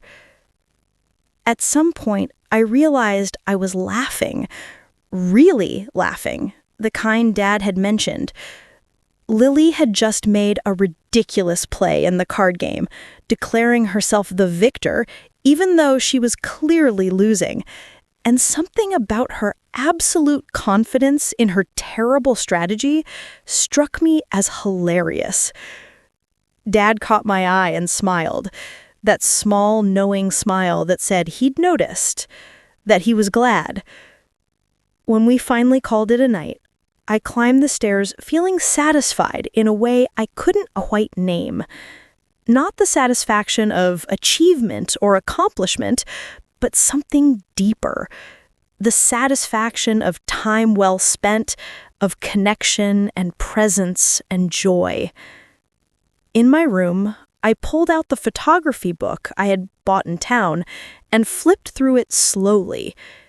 Each image was beautiful on its own, but together they told a story about this place, how it changed with seasons, how light transformed it, how it held beauty in every moment if you paid attention.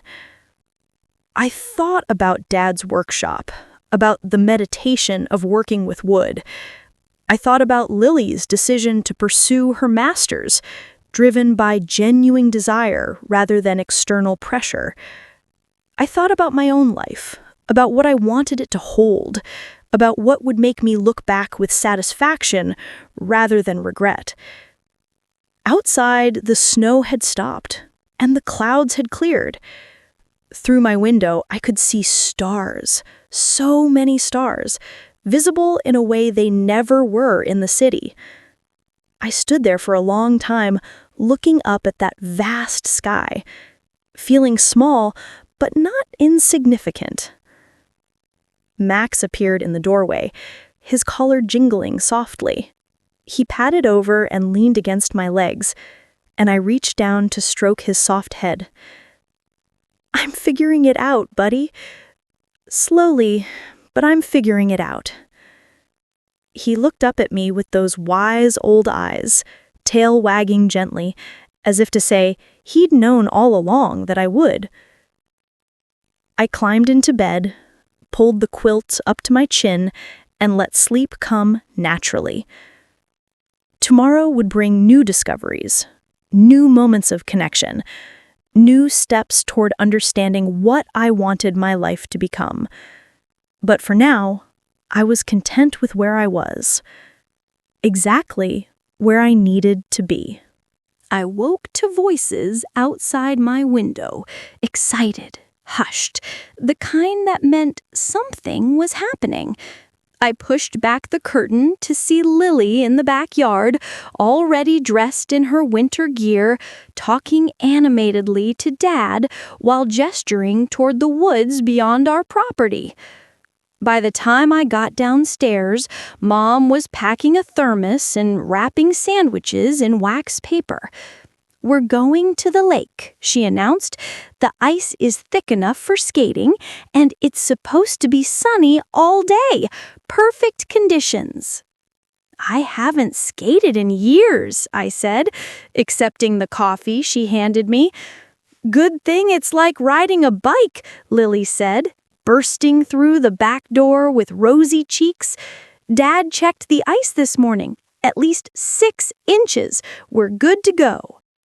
After a quick breakfast, we loaded the truck with skates pulled from the basement, blankets, the thermos of hot chocolate, and a bag of snacks Mom had assembled.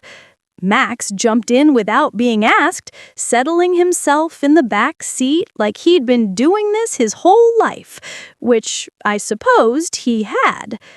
The drive to the lake took us deeper into the woods, following a dirt road that was barely more than 2 tire tracks in the snow. We passed the clearing where we used to pick blackberries in summer, the meadow where Dad had taught us to identify bird calls, the giant oak with the tire swing that had finally rotted away a few years back. The lake appeared suddenly, as it always did, a sheet of perfect white surrounded by snow-covered pines. Someone had already been here. I could see tracks across the ice and what looked like a small fire pit on the shore, with smoke still rising. "That'll be the Johnson boys," Dad said, parking near the edge.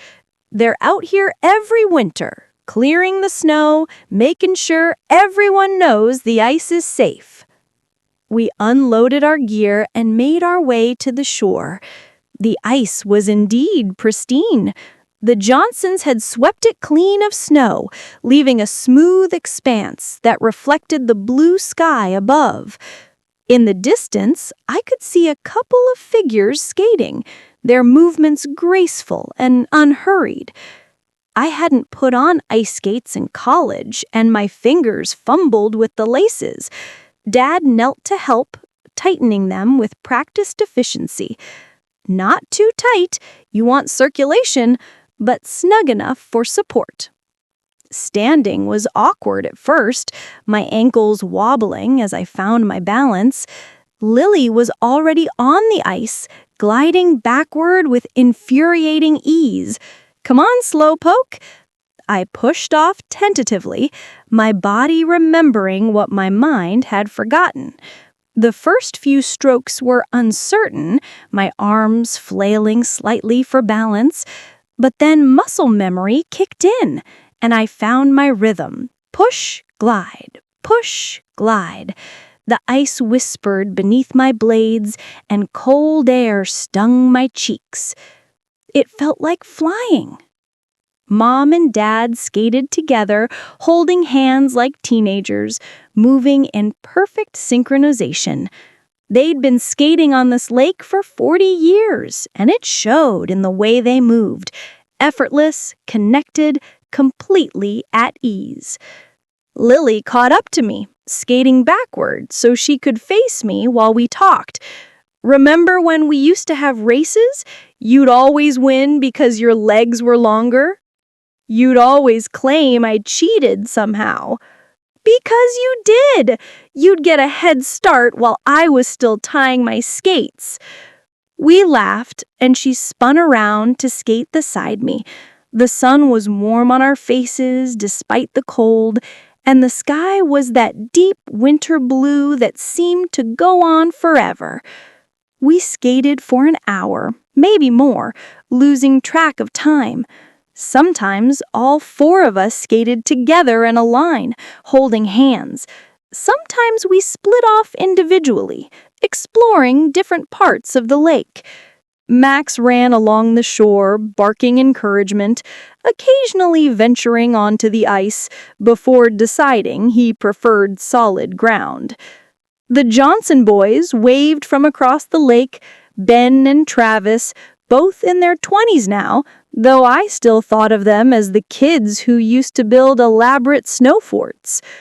We skeeted over to say hello, exchanging updates about life and jobs and plans for Christmas.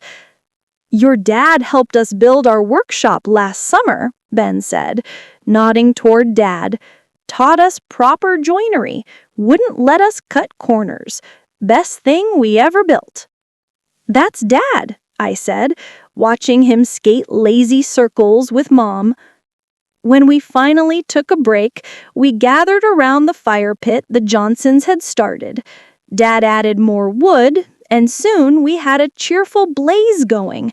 We sat on logs arranged around the fire, passing the thermos of hot chocolate, eating the sandwiches Mom had packed. The warmth of the fire felt good against my cold face. My legs were pleasantly tired, my cheeks windburned, and my hands chilled despite the gloves. I felt more alive than I had in months, present in my body, aware of every sensation, completely engaged with the moment. I forgot how much I love this, I said, watching smoke rise into the clear sky. The lake or skating? Lily asked.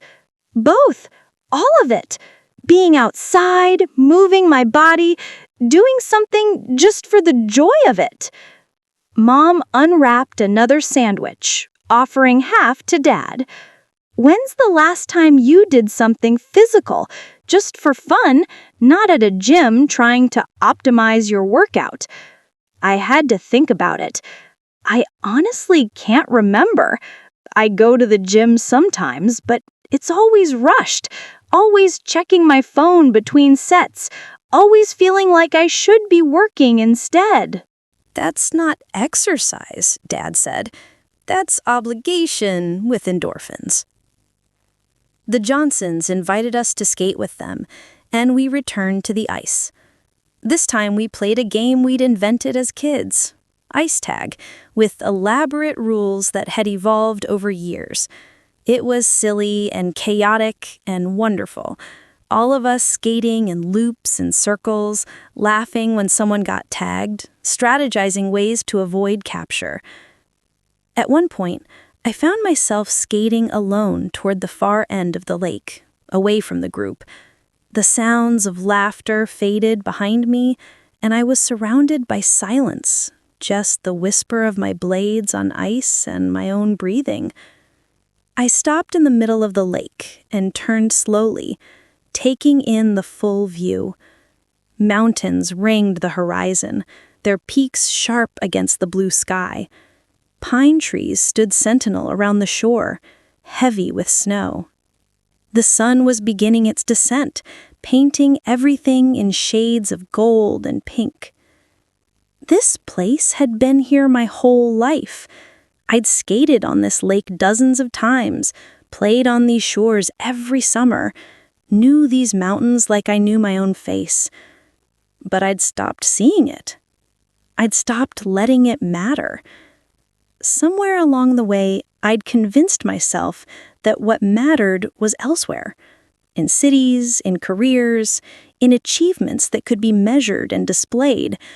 But standing here now, in the middle of a frozen lake surrounded by mountains, I felt the falseness of that belief. This mattered. This place, these people, these moments of connection and joy and presence, they mattered as much as any promotion or project or professional success, maybe more. "You okay out here?" Dad had skated over, his approach so quiet I hadn't heard him. "Yeah," I said, just thinking. "Good thoughts?" Confusing thoughts, but probably necessary ones.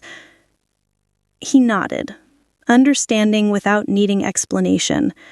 We stood there together, father and daughter, watching the sun paint the mountains in copper and rose. "When you were little, you'd stand just like this, completely still, just looking. Your mom used to worry you were lonely out here by yourself, but I told her you weren't lonely. You were thinking, processing, taking it all in. I still do that. Or I used to. Lately, I've been too busy to stop and think."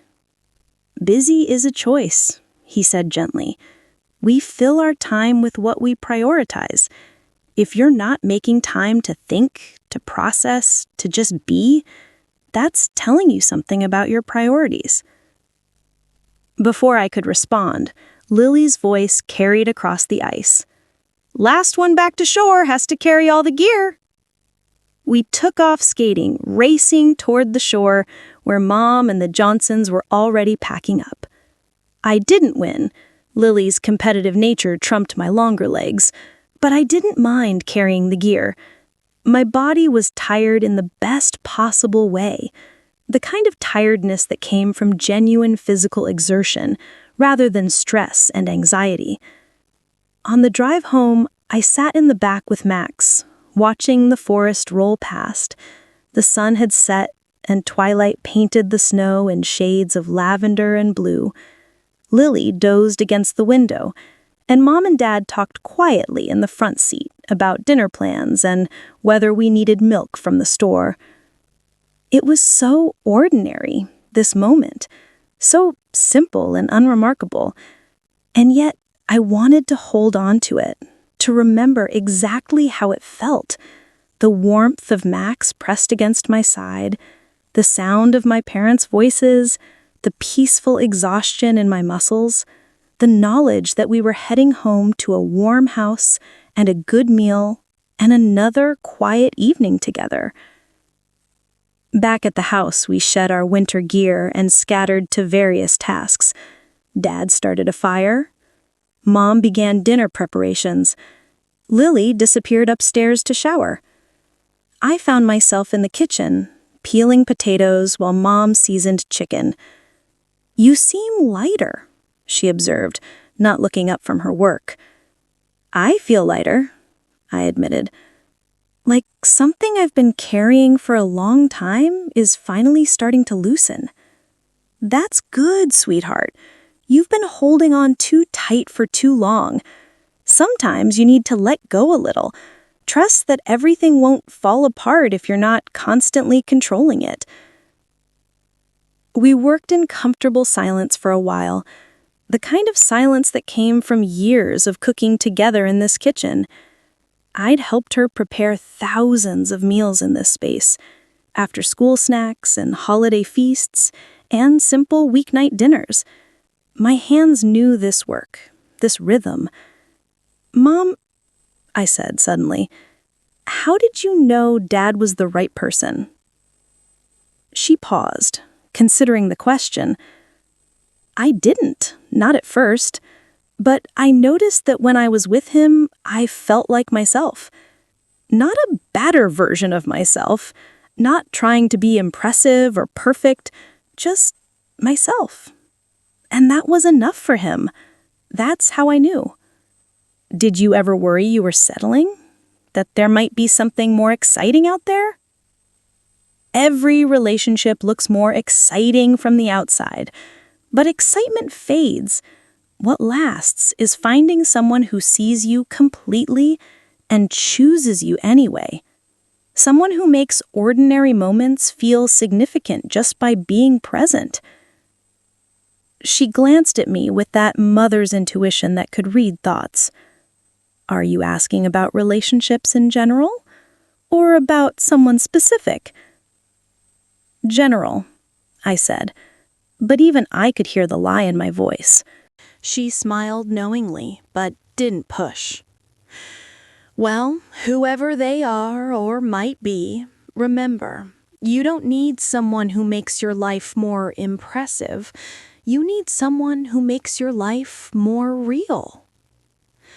Dinner was simple but perfect. Roasted chicken with herbs, the potatoes I'd peeled mashed with butter and cream, green beans from Mom's summer garden that she'd frozen, and rolls that filled the house with the smell of yeast and warmth. We ate at the dining room table with candles lit, the good napkins out, treating this ordinary Wednesday like it mattered, because it did. Every moment mattered if you let it. After dinner, we played music, real instruments this time. Dad got out his old guitar, dusty from months in the closet. Lily found the ukulele she'd bought on a whim last year. And I, to my own surprise, asked if Mom still had the violin I'd played in middle school. She did, of course, in its case in the hall closet, exactly where I'd left it. We were terrible at first, fingers clumsy and notes discordant, but we laughed at our mistakes and kept trying, gradually finding harmony.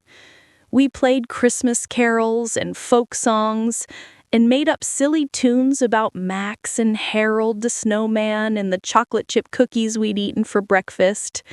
It was joyful and ridiculous and absolutely perfect.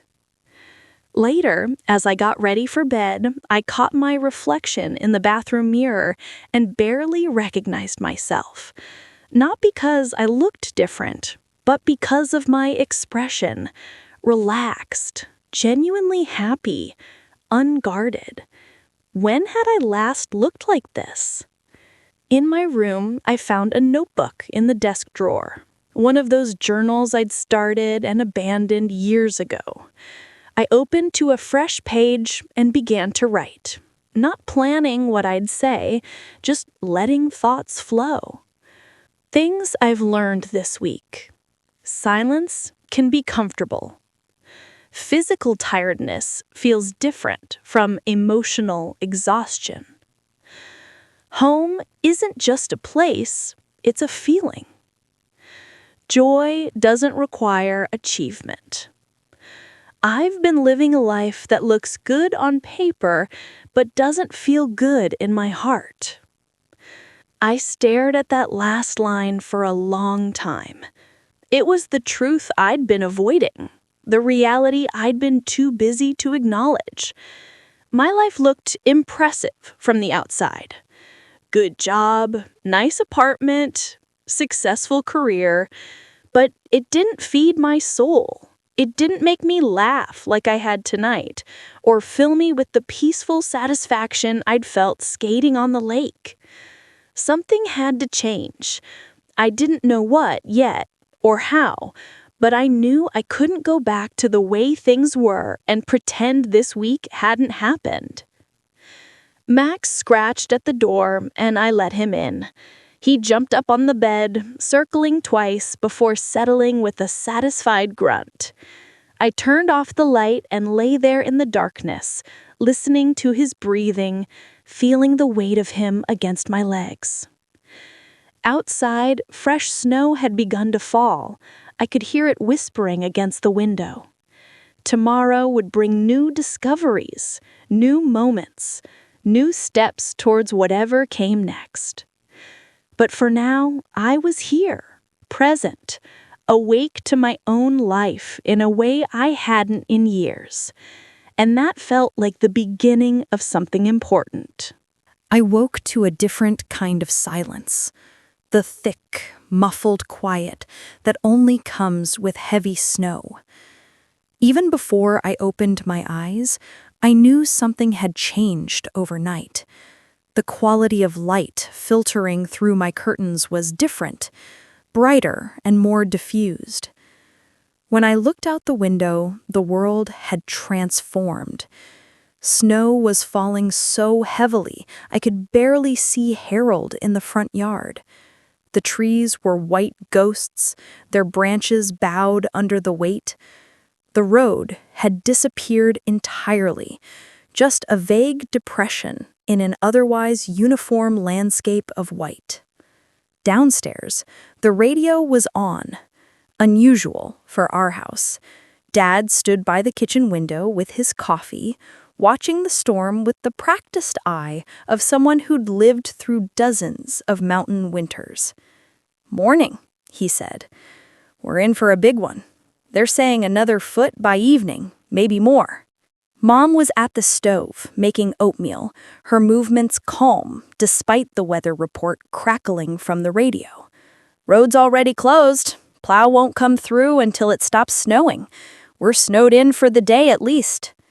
The words should have caused anxiety, being trapped, unable to leave, cut off from the outside world. Instead, I felt something unexpected. Relief. No decisions to make about whether to check work email, no guilt about not being productive, just the simple reality of weather making choices for me. Lily appeared, wrapped in a blanket like a burrito, her hair sticking up in odd directions. "This is amazing," she declared, peering out the window. "A real snow day. We should make a blanket fort." "We're not 12 anymore," I pointed out. "So what? Blanket forts don't have an age limit." She turned to Mom with pleading eyes. "Can we?" Mom laughed. I don't see why not. Not like we're going anywhere. After breakfast, we raided the linen closet, pulling out every spare blanket and sheet we could find. Dad helped us move furniture in the living room, creating the perfect framework for our fort. We draped blankets over chairs and the couch, using clothespins and binder clips to secure them. We hung sheets from the curtain rods, creating walls and rooms and secret passages. It was completely absurd. 4 adults building a blanket fort like children. And it was perfect. By late morning, we'd created an elaborate structure that occupied most of the living room. Inside, we'd laid down sleeping bags and pillows, brought in books and snacks, and rigged up a small lamp that cast everything in a warm, golden glow. We crawled inside, all 4 of us, plus Max, who seemed delighted by this new den. Outside the fort, snow continued to fall. Inside, we were cozy and safe, insulated from the storm by layers of blankets and the warmth of being together. I declare this fort officially open, Lily announced. Maya, you're in charge of snacks. Dad, you're head of security. Mom, you handle entertainment. I'll be the fort president. Very democratic, Dad said dryly, but he was smiling. Mom pulled out a deck of cards, and we played increasingly ridiculous games with made-up rules. We told stories, some from our family history, some completely fabricated, trying to make each other laugh with outrageous plot twists. We ate cookies and popcorn and the fudge Mom had made last week and forgotten about. The hours drifted by in that strange, suspended way that snow days allow. Time felt irrelevant. There was no schedule, no agenda, nothing that needed doing beyond existing in this moment, in this space we'd created together. Around noon, the power flickered once, twice, then went out completely. In the sudden darkness of the fort, no one panicked. Dad calmly crawled out to check the situation. We heard him moving around, opening drawers, and then he returned with flashlights and battery-powered lanterns. Happens every big storm, he said, distributing lights. Lines can't handle the weight of the snow. Could be out for hours, could be days. We're prepared either way. And we were. The house had a wood stove for heat, a gas stove for cooking, and Mom's pantry was always stocked like she was preparing for the apocalypse. We had water, food, warmth, and each other. What else did we need? Mom emerged from the fort to start lunch on the gas stove. Grilled cheese and tomato soup. Perfect storm food. We ate by lantern light, the darkness outside making it feel later than it was. The storm had turned day into twilight, everything gray and white and hushed. After lunch, we settled back in the fort. Lily pulled out her phone, checking the battery level. 60%, she said. Should probably save this. No telling when the power comes back. I realized my phone was upstairs, and I had no desire to get it. The outside world felt very far away, and for once, I was content to let it stay there. "Tell us a story, Mom," Lily said, settling against a pile of pillows. "A real one, from when you were young." Mom smiled, her hands wrapped around a mug of tea. "What kind of story?" "A Christmas one," I suggested. "Something we haven't heard before." She thought for a moment. Then she said, "All right, I'll tell you about the Christmas I almost didn't have." We settled in to listen, Max's head resting on my lap, the fort warm and close around us. I was 17, Mom began, and my father had just lost his job. This was 1980, and the economy was bad. He'd worked at the steel mill for 20 years, and suddenly it closed. No warning, no severance, just done. We didn't have much money before that, and after, well, we had even less. My mother was trying to stretch every dollar, making meals from nothing, mending our clothes over and over, and Christmas was coming, and I knew there wouldn't be presents. Probably wouldn't even be a tree. I was angry about it. Not at my parents, but at the situation, at the unfairness of it. I had friends whose families were fine, who were talking about ski trips and new stereos and cars for their 16th birthdays. And here I was, knowing my parents were worried about keeping the heat on. Christmas Eve came, and I was in a terrible mood, sulking in my room, feeling sorry for myself. Then my mother called me downstairs, and I went, expecting, I don't know, a lecture about gratitude or something. Instead, I found my father in the living room, with a tree. Not a bought tree, a branch he'd cut from the pine tree in our backyard. He'd mounted it in a bucket and wrapped the bucket in fabric. And he was stringing it with popcorn. Actual popcorn he'd popped and threaded onto string. My mother had made paper snowflakes and hung them on the branches.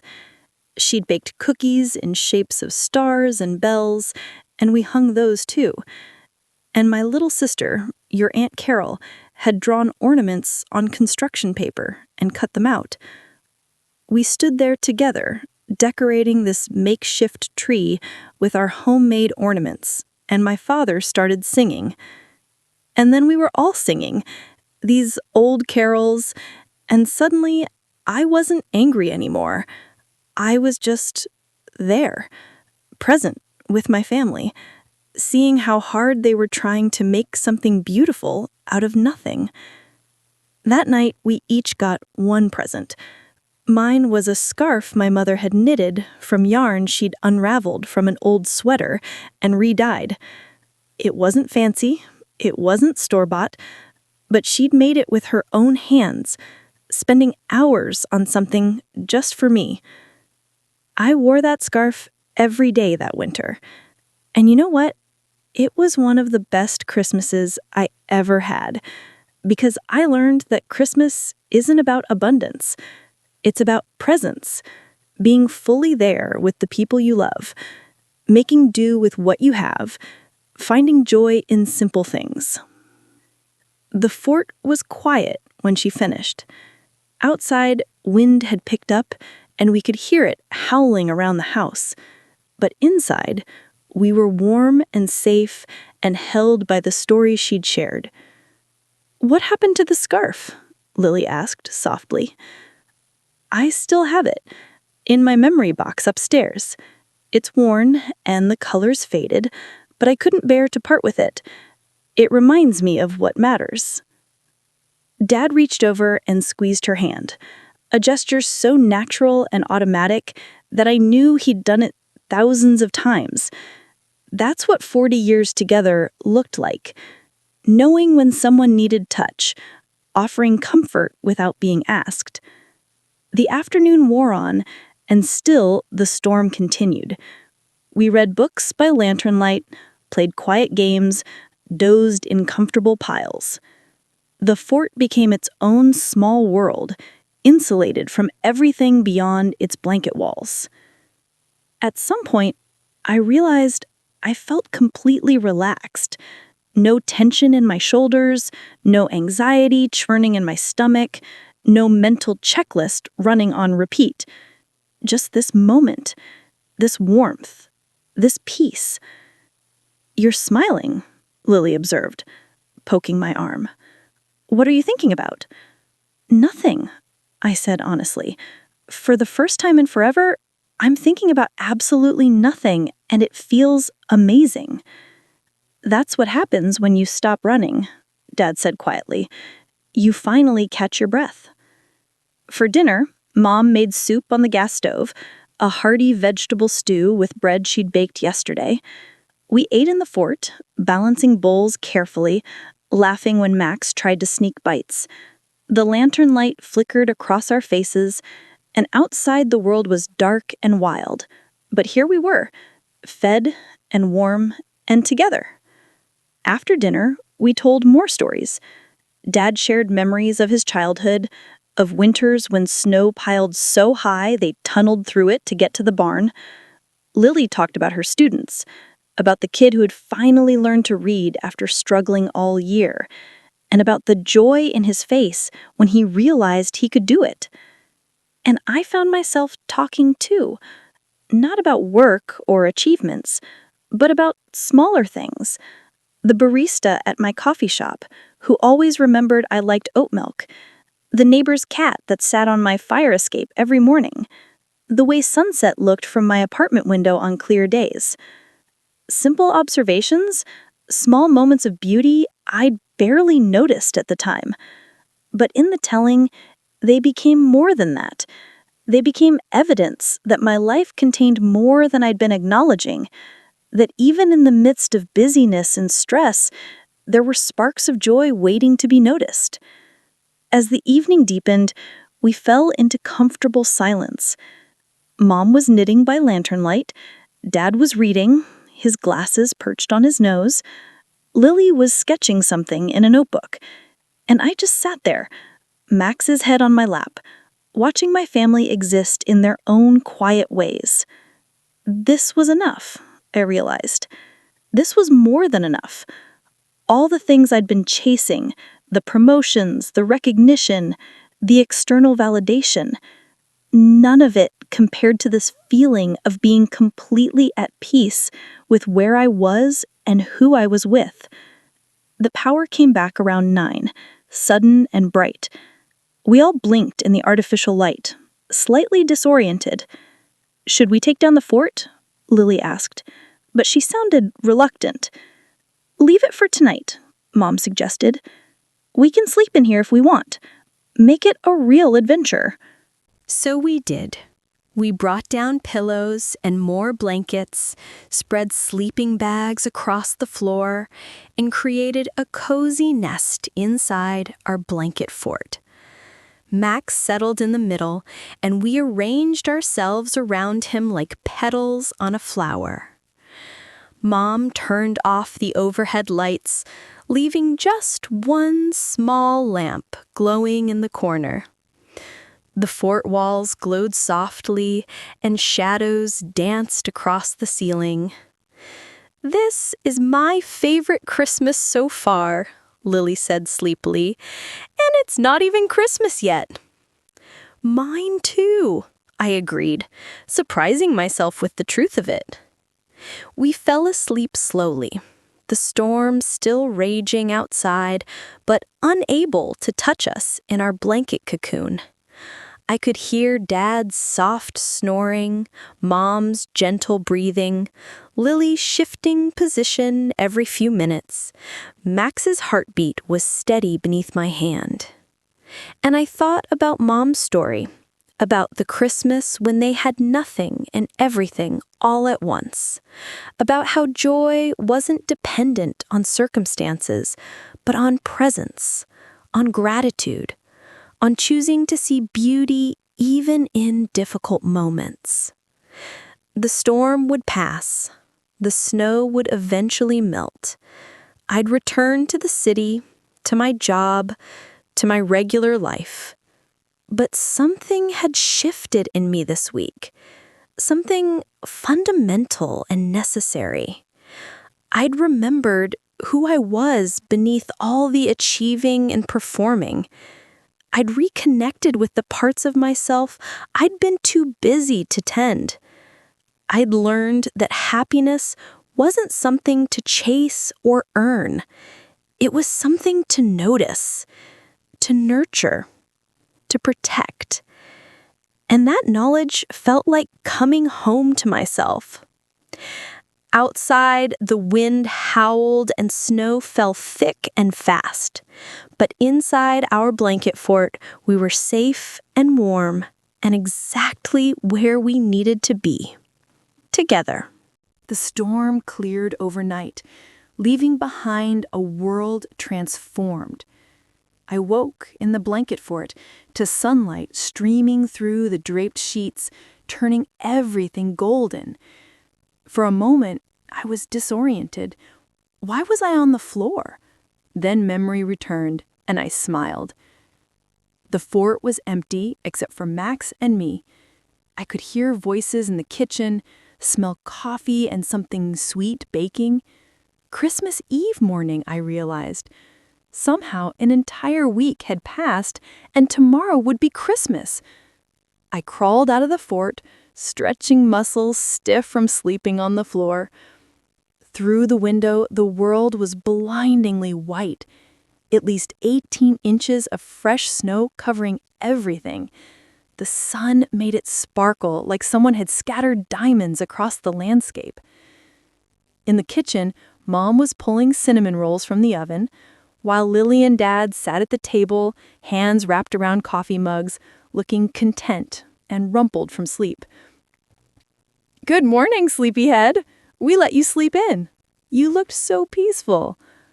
I poured coffee and joined them at the table. "What time is it?" "Almost 10, Dad said. "Road's been plowed, power's back, world's returning to normal. Or as normal as it gets on Christmas Eve." Christmas Eve. The phrase carried weight, a significance I hadn't felt in years. When had Christmas become just another day on the calendar, another obligation to fulfill? When had I stopped feeling the magic of it? "What's the plan for today?" I asked. Mom consulted a list. Of course she had a list. "I need to finish a few things for tomorrow's dinner. We're having the Hendersons over, remember, and Pastor Williams. His daughter couldn't make it home this year, so we invited him. Plus, Aunt Carol and Uncle Jim are driving up this afternoon if the roads stay clear." "Can I help?" The offer surprised me. Usually I avoided kitchen prep, claiming I wasn't good at it. But something had shifted. I wanted to be part of this, to contribute to the creation of something that would bring people together. "I'd love that," Mom said, her face lighting up. "We could start the pies this morning. I was going to make 3, pumpkin, apple, and chocolate pecan." So we spent the morning in the kitchen, flour dusting our clothes, the radio playing Christmas music softly in the background. Mom taught me her pie crust technique, how to keep the butter cold, how to handle the dough gently, how to know when you'd worked it just enough, but not too much. "It's like everything," she said, as we rolled out dough. "You have to pay attention. Feel what the dough is telling you. Trust your instincts more than any recipe." We filled the crusts with spiced apples and rich pumpkin custard and chocolate pecan mixture that made the kitchen smell like caramel and nuts and warmth. As the pies baked, we started prep for tomorrow's feast, chopping vegetables for stuffing, mixing the dry ingredients for rolls, preparing the turkey for its overnight brine. Lily joined us, and together the 3 of us moved through the kitchen in a kind of dance, passing bowls and ingredients, working around each other with practiced ease, talking about everything and nothing while our hands stayed busy. "I'm going to miss this," Lily said quietly, measuring flour for the rolls. "When you go back to the city, it's been nice having you home." The words hit harder than I expected. I'd been so focused on this week, on being present in each moment, that I hadn't let myself think about leaving. But it was coming. My flight was in 3 days. Soon I'd be back in my apartment, back at my desk, back in the rhythm of a life that suddenly felt less certain than it had a week ago. "I'll visit more," I promised. "Not wait years between trips. Make time for what matters." Mom squeezed my shoulder as she passed, a gesture that said she understood, that she believed me, that she'd hold me to it. Dad came in around noon, stamping snow off his boots. "Roads are clear to town. I'm heading to the store for last-minute items. Anyone need anything?" "The list is on the fridge." Oh, and can you pick up some extra cream? I want to make homemade whipped cream for the pies. After he left, we continued our work, the kitchen growing warmer as the pies baked and the day progressed. The radio announced it was 2 o'clock, then 3, and still we worked, creating dishes that would feed people we loved, that would bring them together around our table. This was an act of love, I realized. Not the dramatic kind, but the quiet, everyday kind. Choosing to spend hours preparing food, caring about details, making everything as good as it could be, not for recognition, but for the simple joy of giving. Around 4, a car pulled into the driveway, horn honking cheerfully.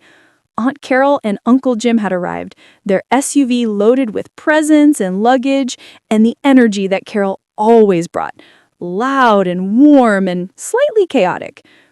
We spilled out of the house to greet them, hugging in the driveway, exclaiming over how much snow had fallen, how good everyone looked, how long it had been. Carol hugged me extra tight. She held me at arm's length. "Look at you," she said. "You look different, rested, happy." "I feel different," I admitted. "Good," she said firmly. "The city was making you hard. I can see you're soft again. That's a compliment, by the way. Soft enough to feel things, to let life touch you." We helped them bring in their things, settling them in the guest room, making fresh coffee, gathering in the living room where the blanket fort still stood like a monument to yesterday's snow day. "What's this?" Carol asked, peering inside. "Art installation," Lily said with a straight face. "Very avant-garde. We're thinking of submitting it to galleries." "We had a snow day," Mom explained, laughing. "Built a fort and slept in it. Don't ask. It made sense at the time." "It still makes sense," I said, defending our creation. "It's cozy and fun, and why should kids have all the good stuff?" Carol grinned. "I like this version of you. Can we keep her?" As evening approached, we all pitched in to finish preparations. Dad and Jim started setting up tables. We'd need to extend into the dining room to seat everyone tomorrow. Carol and Lily arranged chairs. Mom and I finished the last-minute cooking. The house filled with people and warmth and the particular energy that comes from family gathering. Voices layered over each other, laughter erupted from different rooms. Max wandered between people, hoping for attention, and dropped snacks. Around 6, we sat down to a simple dinner, leftover soup and fresh bread, saving our appetites for tomorrow's feast. But even this simple meal felt special, gathered around the table with people we loved, passing bowls and sharing stories. After dinner, Uncle Jim suggested we go to the candlelight service at church. It was tradition in this town. Everyone gathered on Christmas Eve, lit candles, sang carols together. I hadn't been in years. Always had an excuse. Always too busy or too tired or too far away. But tonight, I wanted to go. We bundled up and walked the 6 blocks to the church, our boots crunching in the fresh snow. Other families were walking too, streams of people converging on the small white building with its tall steeple. Inside, the church was already full of bodies and warm with collective breath. We found seats near the back, squeezing into a pew that wasn't quite big enough for all of us. Lily ended up half on my lap, and we laughed, shifting and adjusting until we all fit. The service began simply. Just the pastor welcoming everyone, inviting us to light our candles from the Christ candle at the front. One by one, people walked forward, lit their candles, returned to share the flame with those around them. When it was my turn, I walked to the front, my unlit candle held carefully. The flame transferred easily, a small, bright light in my hands. I turned back to the congregation, and the sight stopped me mid-step. The entire church was filled with candlelight, hundreds of small flames held by people I'd known my whole life. Mrs. Chen from the bookstore, the Johnsons from the lake, my old teachers and classmates and neighbors. People who'd watched me grow up, who'd celebrated my successes and worried during my struggles, who'd simply been present in my life year after year. This was community. This was belonging. This web of connection that held you even when you didn't realize you needed holding. I returned to my seat and shared my flame with Lily, who shared it with Carol, who shared it with Jim, until our whole row glowed with light. Then we sang, old carols I'd known since childhood, harmonies finding each other across the pews, voices blending into something larger than any individual could create alone. Silent night, holy night, all is calm, all is bright. And it was. In that moment, everything was calm and bright and exactly as it should be. No striving, no achieving, no trying to be anything other than what I was, a person among people, a light among lights, held by something larger than myself. When the service ended, we filed out into the cold night, our breath creating clouds in the air. Snow had started falling again, gentle flakes drifting down like blessings. We walked home slowly, no one in a hurry. Carol and Jim walked ahead with Dad, talking about something that made them laugh. Mom and Lily flanked me, and we walked arm in arm, 3 women connected by blood and choice and years of shared life. "Thank you," I said to Mom, though I wasn't entirely sure what I was thanking her for. For inviting me home, maybe, for making space for me to rest and remember, for loving me enough to let me figure things out at my own pace. "Always," she said simply, squeezing my arm. Back at the house, we had one more tradition to observe, opening one present each on Christmas Eve. We gathered in the living room, the tree lights twinkling, the fire crackling, everyone still glowing from the candlelight service. Dad distributed presents with care, making sure everyone had one to open. Mine was from Lily, a small, carefully wrapped package that weighed almost nothing. I opened it slowly, peeling back paper to reveal a simple frame. Inside was a photo I didn't remember being taken. All of us on the lake just days ago, skating together in a line, holding hands. Someone must have taken it from shore. We were all mid-laugh, joy evident on every face, the mountains rising behind us. Below the photo, Lily had written in her careful handwriting, "Home is people, not places. Come back soon." My eyes filled with tears. "Lily, this is perfect." "I wanted you to remember," she said, "this week, how it felt, who you are when you're not trying to be anything." I hugged her hard, this sister who knew me better than I sometimes knew myself. We opened the rest of our presents, small, thoughtful things that showed how well we knew each other. Books and scarves, specialty coffee, and handmade soaps. Nothing expensive, everything chosen with care. As midnight approached, people began to drift toward bed. Carol and Jim headed to the guest room. Mom banked the fire and turned off lights. Dad did his final check of doors and windows. But Lily and I stayed up, sitting in the blanket fort one last time, talking quietly about everything and nothing. About her plans for grad school, about my uncertainty about my career, about the lives we were building and the people we hoped to become. Do you ever feel like you're living someone else's life?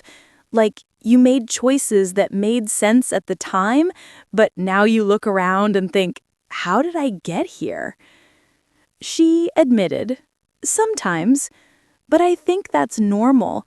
We're allowed to change our minds, to want different things than we wanted before. Growth means outgrowing old versions of yourself. What if I outgrow the life I've built? Then you build a new one, she said simply.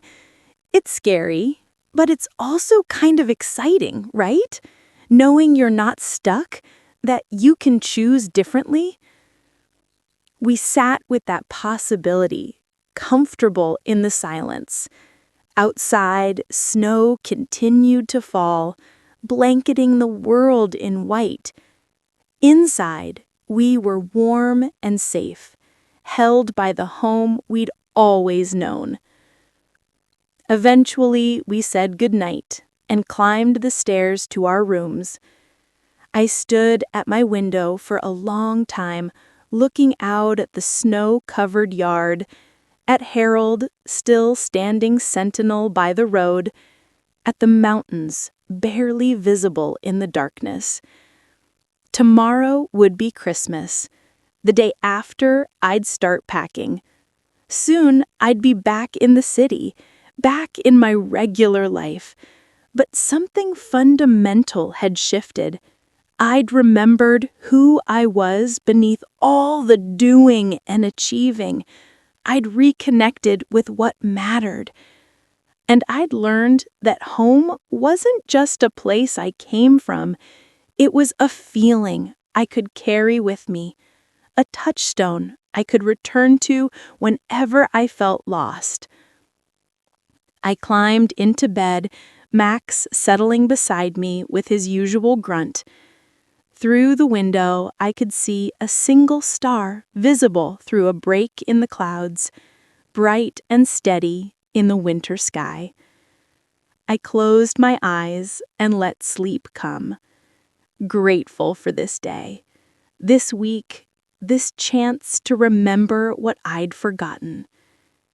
Tomorrow would be Christmas, and I was exactly where I needed to be. I woke to voices singing, off-key, enthusiastic, coming closer. Before I could fully orient myself, my bedroom door burst open, and Lily, Carol, Mom, and even Dad crowded into the doorway, belting out a slightly mangled version of "Good morning to you," set to the tune of "Happy Birthday." Max jumped off the bed, tail wagging, joining the chaos.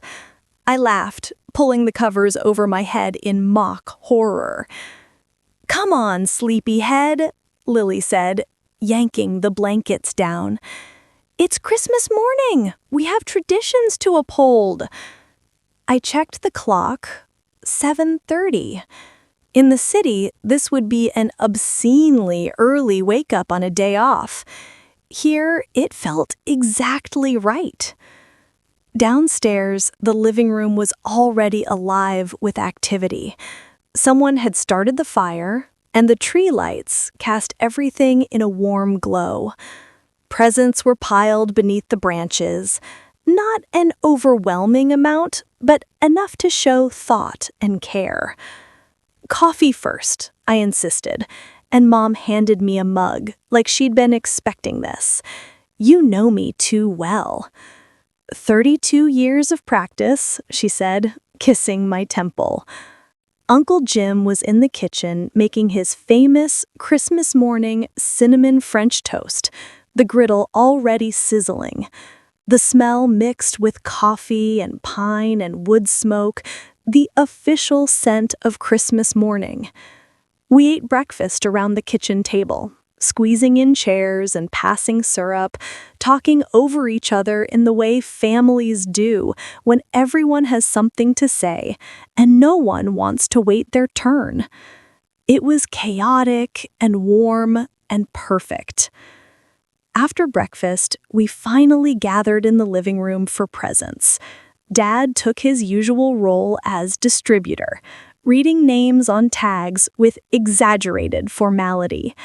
We opened gifts one at a time, savoring each reveal, exclaiming over thoughtfulness and laughing at gag gifts.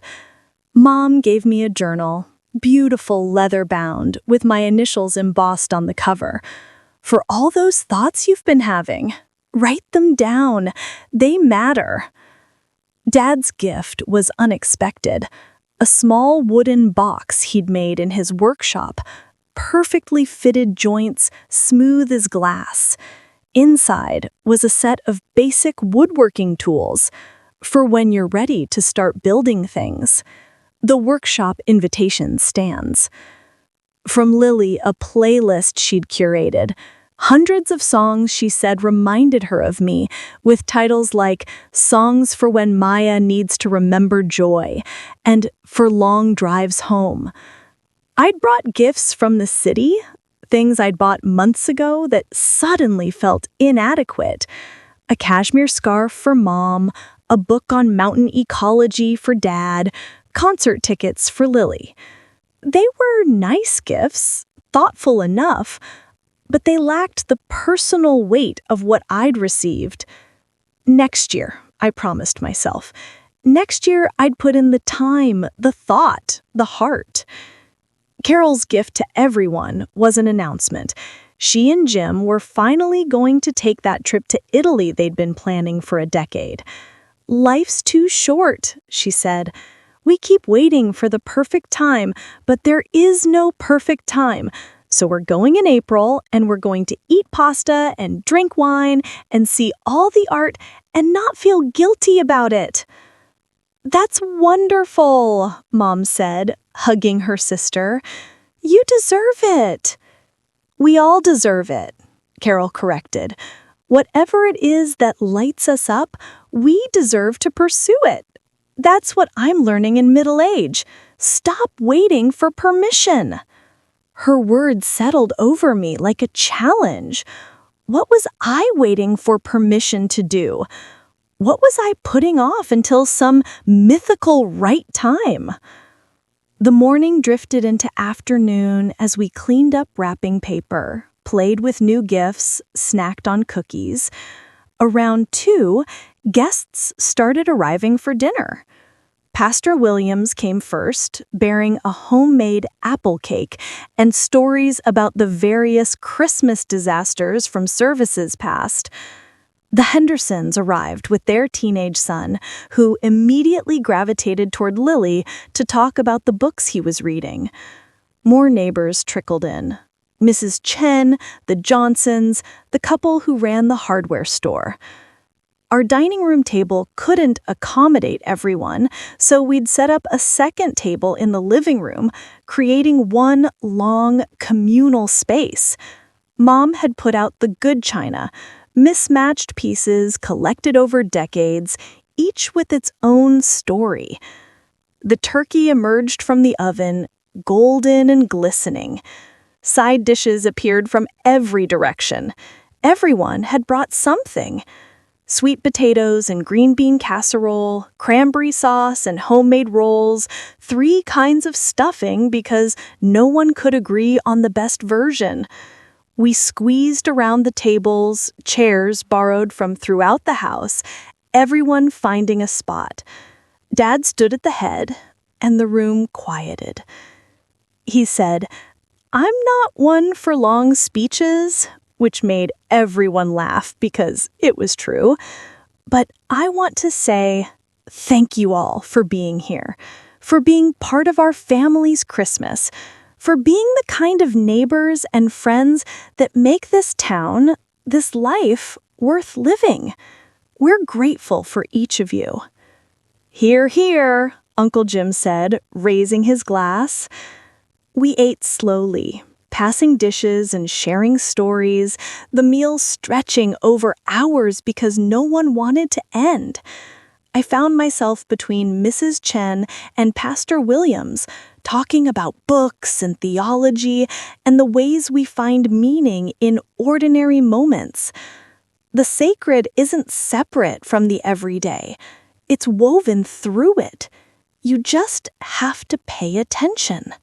I thought about my week, skating on the lake, building snowmen, working in Dad's workshop, sleeping in a blanket fort. Nothing extraordinary by most standards, but each moment had contained something sacred when I'd been present enough to notice it.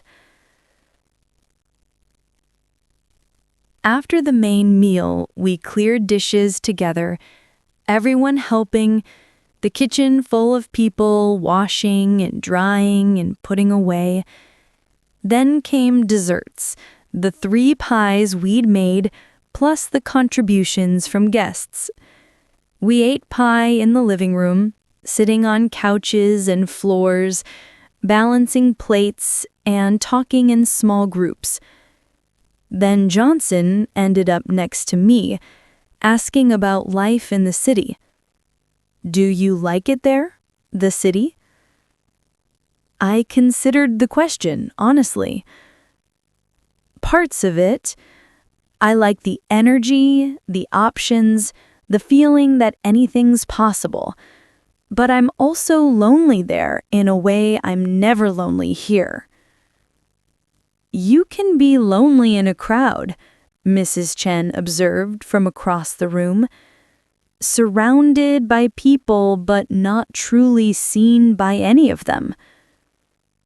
That's exactly it, I said. Here, people know my story. They remember who I was as a kid. They ask about my life not just to be polite, but because they actually care. In the city, I'm just anonymous. You could change that. Build community there the way we have it here. It just takes intention. Could I? I'd been so focused on building my career that I'd neglected building anything else. No deep friendships, no community involvement, no roots beyond a lease I renewed annually.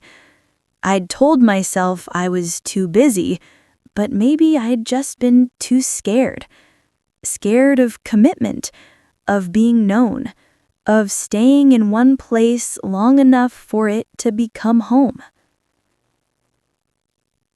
As evening approached, people began leaving, bundled against the cold, calling thanks and Merry Christmas as they navigated the snowy driveway. We waved from the porch until the last car disappeared, then retreated inside to blessed quiet. The house was a disaster. Dishes everywhere, wrapping paper in corners, furniture rearranged from moving tables. It should have felt overwhelming. Instead, it felt full of life and love and the evidence of celebration. Leave it, Mom said when I started gathering dishes. We'll deal with it tomorrow. Tonight, let's just be. So we returned to the living room, to the fire and the tree lights, and the comfortable exhaustion that comes from a day well spent. Carol and Jim were leaving tomorrow morning, so we wanted to savor this last evening together. We didn't do anything remarkable. We simply sat together, talking occasionally, comfortable with silence, existing in each other's presence. Lily played quiet Christmas songs on the piano. Dad read his new book. Mom knitted. Carol and Jim held hands on the couch, their heads close together. And I just observed it all, memorizing the scene, the way the firelight played across faces, the sound of piano mixed with crackling wood, the feeling of Max warm against my legs. This was what I needed to remember when I went back to the city. Not just the big moments, but this, the ordinary evening that was actually extraordinary because of who I was sharing it with. "Maya," Mom's voice was soft, just for me. "You okay?" "I am," I said, and meant it completely. "I'm really okay." She smiled, understanding more than I'd said. "Good. You seem lighter, like you've let something go." "I think I have," I admitted.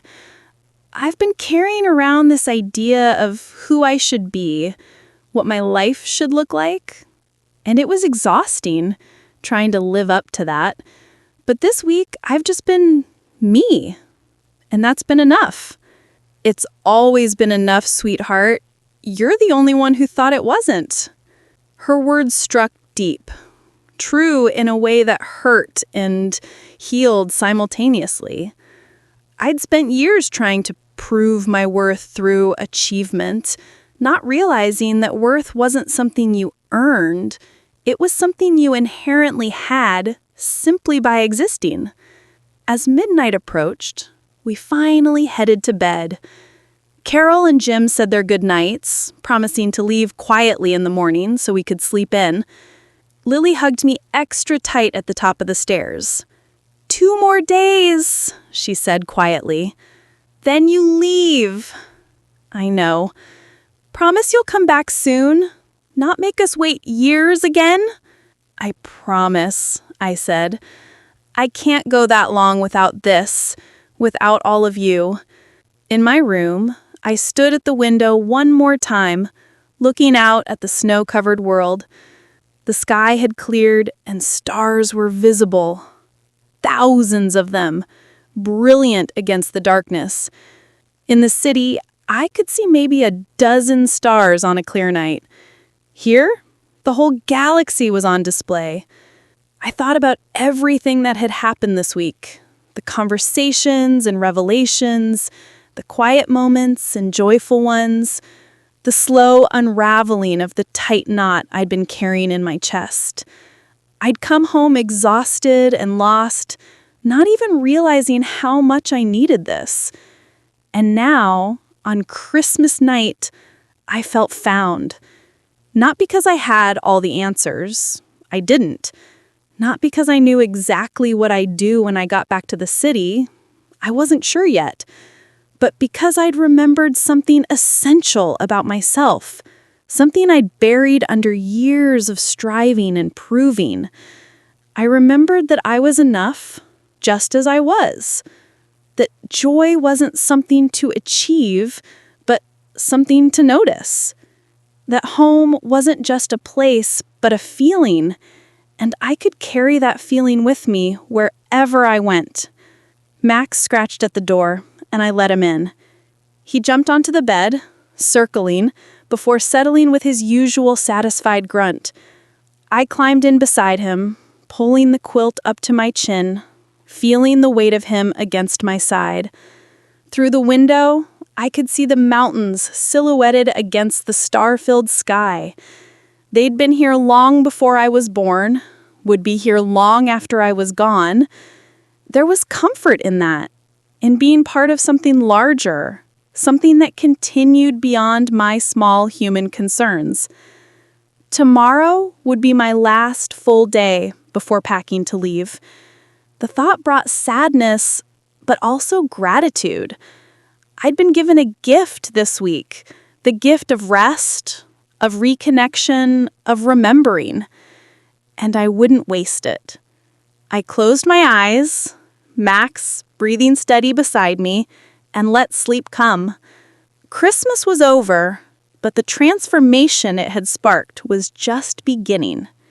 The day after Christmas dawned gray and quiet, the kind of peaceful stillness that follows celebration.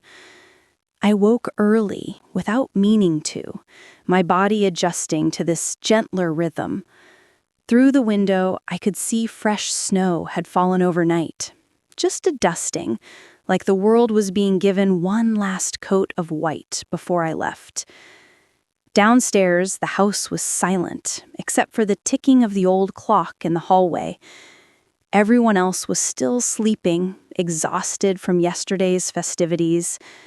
I made coffee in the quiet kitchen, watching the sky lighten from charcoal to pearl. This was my last full day. Tomorrow morning, I'd pack. The day after, I'd drive back to the city, back to my apartment, back to my regular life. The thought created a strange feeling in my chest. Not quite anxiety, not quite sadness. More like anticipation mixed with uncertainty. I'd changed this week. I could feel it in my body. The way my shoulders sat differently, lower and looser. The way my breath came easier, deeper. The way I didn't feel the constant urge to check my phone, to do something productive, to prove my worth through accomplishment. But could I maintain this when I returned? Or would the city swallow these insights, pull me back into old patterns, make this week feel like a beautiful dream that faded upon waking? "You're thinking too hard," Dad's voice startled me. He padded into the kitchen in his robe and slippers, hair sticking up at odd angles. "I can hear your brain working from upstairs." I laughed, just wondering if I can hold on to this feeling when I go back. He poured himself coffee and joined me at the table. For a while, we just sat together, watching the day brighten through the window. This was one of the things I'd miss most, these comfortable silences with my father, where presence was enough and words were optional. "The feeling will fade," he said eventually. "That's natural. You can't maintain the intensity of a retreat in everyday life. But the insights don't have to fade. The changes you've made don't have to disappear." "How do I make sure they don't?" "You practice them every day in small ways. You make choices that align with what you learned here. And when you forget, because you will forget, you come back. Not physically, though we'd love that, but mentally. Remember what matters. Remember who you are beneath all the doing." He stood, squeezing my shoulder as he passed to refill his coffee. "Also, call your mother. She'll keep you honest." The morning unfolded slowly.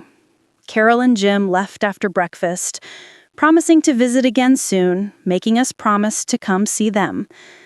We stood in the driveway waving as their car disappeared, and the house felt immediately quieter. Mom suggested we spend the day doing simple, slow things. No big adventures, no ambitious projects. Just being together for these last hours. So we played board games that lasted hours because we kept getting distracted by conversations. We made lunch together, soup and sandwiches, and ate it while watching snow fall outside the window. We sorted through photos from the week, Lily's phone full of candid shots she'd been taking all along. There I was, skating on the lake, face lifted to the sun. There was all of us in our blanket fort, laughing at something I couldn't remember. There was Dad and me in his workshop, focused on our work. Mom in the kitchen, flower on her cheek. Max sleeping in a patch of sunlight. "Can you send me these?" I asked Lily. "Already done. Created a shared album. Figured you'd want them." In the afternoon, I found myself back in Dad's workshop. He was finishing the bookshelf for the Andersons, applying the final coat of oil that would protect and beautify the wood. "Can I help?" I asked. He handed me a clean cloth. "You can rub this in. Gentle circles, let the wood absorb it. Take your time." We worked in companionable silence, the smell of linseed oil rich in the air. My hands moved over the smooth wood, feeling its grain, appreciating the transformation from rough lumber to finished furniture. "I've been thinking," I said, not looking up from my work, "about what I want to do when I get back. And I don't know exactly, but I know I can't keep living the way I was. Something has to change. What's one thing you could change? Not everything, just one thing. I considered. I could join that woodworking collective you mentioned, take a class, give myself something to do with my hands that isn't related to work. That's good. What else? I could actually talk to my neighbors, learn their names, maybe host a dinner party, try to build community instead of waiting for it to appear. Also good. And I paused, the words feeling dangerous. I could start looking for a different job, or at least ask myself if this is really what I want to be doing with my life. Dad nodded slowly. Those are all good changes. Achievable, specific. Start there. See what else reveals itself. We finished the bookshelf as afternoon faded into evening. It was beautiful. The wood glowed with oil and care, the craftsmanship evident in every joint and curve. Someone would put this in their home, use it for decades, maybe pass it down to their children. That's what I want, I said, running my hand along the top shelf one last time. A bookshelf? No, to make things that last, that matter beyond the moment. Everything I do at work feels so temporary. Emails and presentations and meetings that accomplish nothing.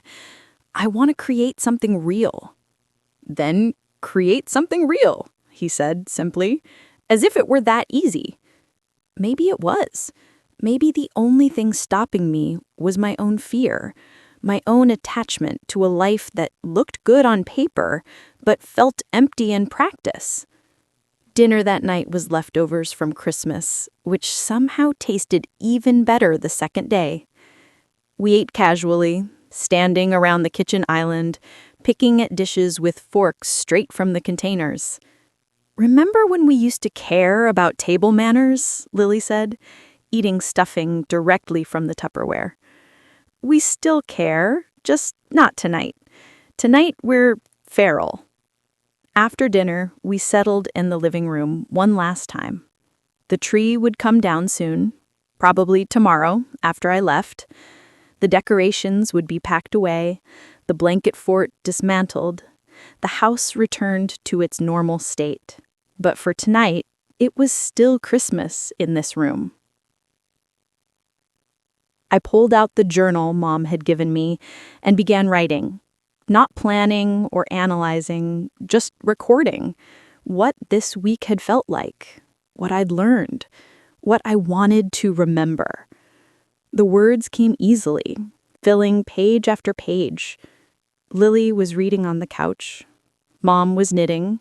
The scarf had grown considerably over the week. Dad was sketching plans for his next project. Max was asleep by the fire, twitching occasionally as he chased dream rabbits. This scene, this ordinary evening, was what I needed to remember. Not just the dramatic revelations or big moments, but this, the quiet contentment of being with people you loved, doing nothing remarkable, and feeling completely at peace. Around 10, Lily set down her book and looked at me. Do you want to go for a walk? One last night walk before you leave? We bundled up and stepped out into the cold. The sky was clear, stars brilliant overhead. Our breath created clouds as we walked down the empty street, our boots squeaking on the packed snow. We didn't talk much at first, just walked. Past the Hendersons' house with its decorated windows, past the elementary school, dark and quiet, past the church, where we'd attended the candlelight service, past all the landmarks of our childhood, the places that held our history. I'm proud of you, Lily said suddenly. For what? For coming home, for letting yourself rest, for being honest about struggling, That takes courage. I didn't feel courageous. I felt lost. That's when courage matters most, when you're lost, but you keep showing up anyway. We walked to the overlook at the end of Main Street, the same spot where we'd stood with Mom and Dad a few days ago. The valley spread below us, houses twinkling with lights, the river a dark ribbon winding through snow. "It's beautiful here," I said, not for the first time. "It is," Lily agreed. "And the city is beautiful too, in its own way. You don't have to choose between them, Maya. You can love both. Be yourself in both." I know, I've been so disconnected from this part of my life, from this part of myself, and I'm scared I'll forget again when I go back. "Then don't forget," she said simply. "Make choices that keep you connected. Call us, visit, bring what you learned here into your life there. You're not leaving home, you're taking home with you." Her words settled something in me, a fear I hadn't fully articulated. I'd been thinking in terms of either or. Either stay here and give up my city life, or return to the city and lose what I'd found here. But Lily was right. It wasn't either or, it was both and. I could have my career and my creativity, my ambition and my rest, my city life and my mountain roots. I just had to be intentional about it, make choices that honored all parts of myself, rather than sacrificing some for others. We walked back slowly, in no hurry for this last evening to end. The house glowed warm in the darkness, and I felt a surge of love for it. This place that had held me through every stage of my life, that had welcomed me home when I was lost, that would always be here when I needed it. Inside, we found Mom and Dad in the kitchen, making hot chocolate one last time. "Perfect timing," Mom said, handing us mugs. "I was just telling your father we should make this a tradition, not waiting for Christmas. Just calling you both home for a week every few months. Life is too short to only see each other on holidays." "I'd like that," I said, and I would. Regular touchstones, reminders, opportunities to reconnect before I drifted too far. We stayed up late, reluctant for the day to end. When we finally said our goodnights, there were extra long hugs, unspoken acknowledgments that tomorrow would bring farewells. In my room, I didn't go to bed right away. Instead, I sat at the window, looking out at the familiar landscape one more time. Max joined me, pressing his graying head against my leg. "I'm going to miss you, buddy," I whispered, scratching his ears. He looked up at me with those wise, patient eyes, and I felt tears threaten. Dogs have this way of loving you completely, asking nothing in return. Max had been my companion this whole week, steady and warm and present. Leaving him felt like leaving part of my heart behind. But maybe that was okay. Maybe leaving pieces of your heart in places you loved was what kept you connected, what called you back, what reminded you where you belonged. I finally climbed into bed, and Max settled beside me as he had every night. I listened to his breathing slow and deepen, feeling the comfort of his presence one last time. Tomorrow I'd pack, the day after that I'd leave, but tonight I was still here, still home, still held by the love of this place and these people.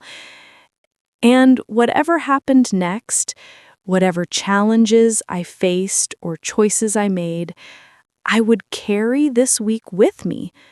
It would be my compass, my reminder, my touchstone.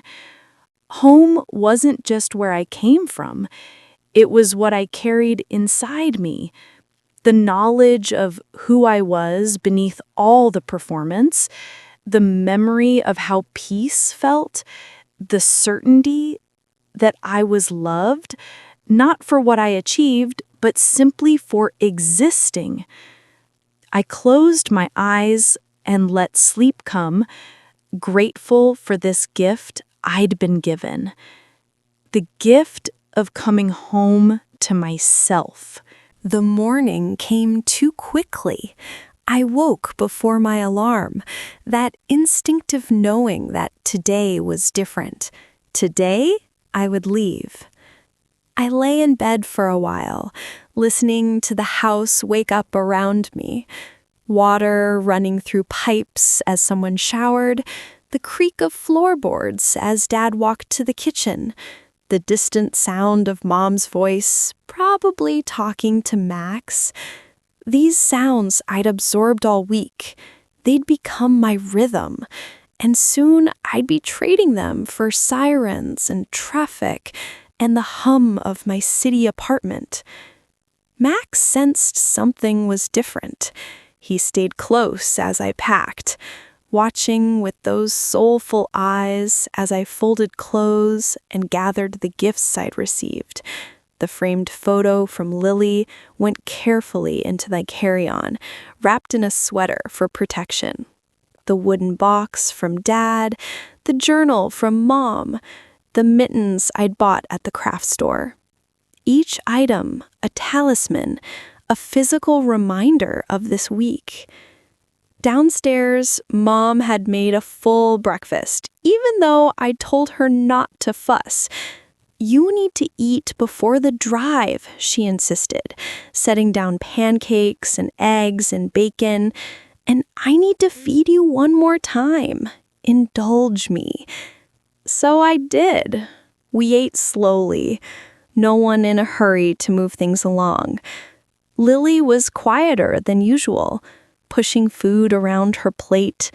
Dad read the paper, but I could tell he wasn't really reading. His eyes stayed on the same page too long. After breakfast, I loaded my car while everyone found reasons to come outside. Dad checked my tire pressure, even though I'd had it serviced before driving up. Mom tucked a bag of snacks and thermoses of coffee into the front seat. Lily adjusted things in my trunk that didn't need adjusting. We were stalling, all of us, trying to stretch these last minutes. Finally, there was nothing left to do. My car was packed. The goodbyes had to happen. Mom hugged me first, long and tight. "Drive safe, text when you get there, and remember you can always come home, anytime you need to." "I know, Mom. Thank you for everything." Dad's hug was briefer, but just as meaningful. "The workshop's always open," he reminded me, and I meant what I said. "You've got good hands for this work. Don't forget that." Lily held on longest, her face pressed against my shoulder. 2 months. Promise you'll come back in 2 months, not wait for next Christmas." "I promise," I said, meaning it. "And you can visit me too. Come see the city. I'll actually take time off and show you around properly." Max sat at my feet, tail thumping slowly, somehow understanding this was goodbye. I knelt down and buried my face in his soft fur one last time. "You're a good boy, the very best. I'll miss you." He licked my cheek, his way of saying goodbye. I got in the car before the tears could really start, waved through the window as I backed down the driveway. watched in the rearview mirror as my family stood together on the porch, waving back. Mom had her arm around Lily. Dad's hand was on Mom's shoulder. Max sat in front, watching my car disappear. I drove slowly through town, committing it to memory, past the church with its white steeple, past the bookstore where Mrs. Chen was opening for the day. She saw my car and waved. Past the cafe and the craft store and the hardware store, past the elementary school where Lily taught and I learned to read. At the edge of town, I pulled over at the overlook one more time. The valley spread below, the same view I'd seen dozens of times this week, but I needed to see it once more, to carry this image with me. The mountains stood eternal against a pale blue sky. The river wound through the valley, partially frozen, catching the morning light. Smoke rose from chimneys. The town looked small and peaceful, and exactly as it had always been. I took a photo, then put my phone away. No filter or caption could capture what this place meant, what this week had given me. Some things you just had to hold in your heart. The drive would take 5 hours, maybe 6, depending on traffic. I merged onto the highway and settled in for the journey. Mountain roads giving way to valleys, then foothills, then gradually flattening as I approached the city. For the first hour, I just drove, letting my mind wander. I thought about everything that had happened this week, the conversations and revelations, the quiet moments and joyful ones, how I'd arrived exhausted and lost, not even realizing how much I needed rest, how I was leaving with something I didn't know I was searching for, clarity. I wasn't entirely sure what I would do with that clarity yet, but I knew some things with certainty. I couldn't keep living the way I had been. The constant pushing, the endless achieving, the measuring of worth through accomplishment was insustainable. More than that, it was making me into someone I didn't recognize, someone I didn't particularly like. I needed to build a life, not just a career. That meant creating space for things that fed my soul. Woodworking, music, time with people I loved. It meant being intentional about how I spent my time, rather than letting work consume everything. I needed community, real connection, not just networking. People who knew my story, who cared about me beyond what I could offer professionally. That would take effort, vulnerability, the risk of being truly seen. But this week had reminded me it was worth it. Around the 3rd hour of driving, I passed through a small town that reminded me of home. One main street, a few shops, people who probably all knew each other. I felt a pang of longing, a desire to turn around and go back to the mountains.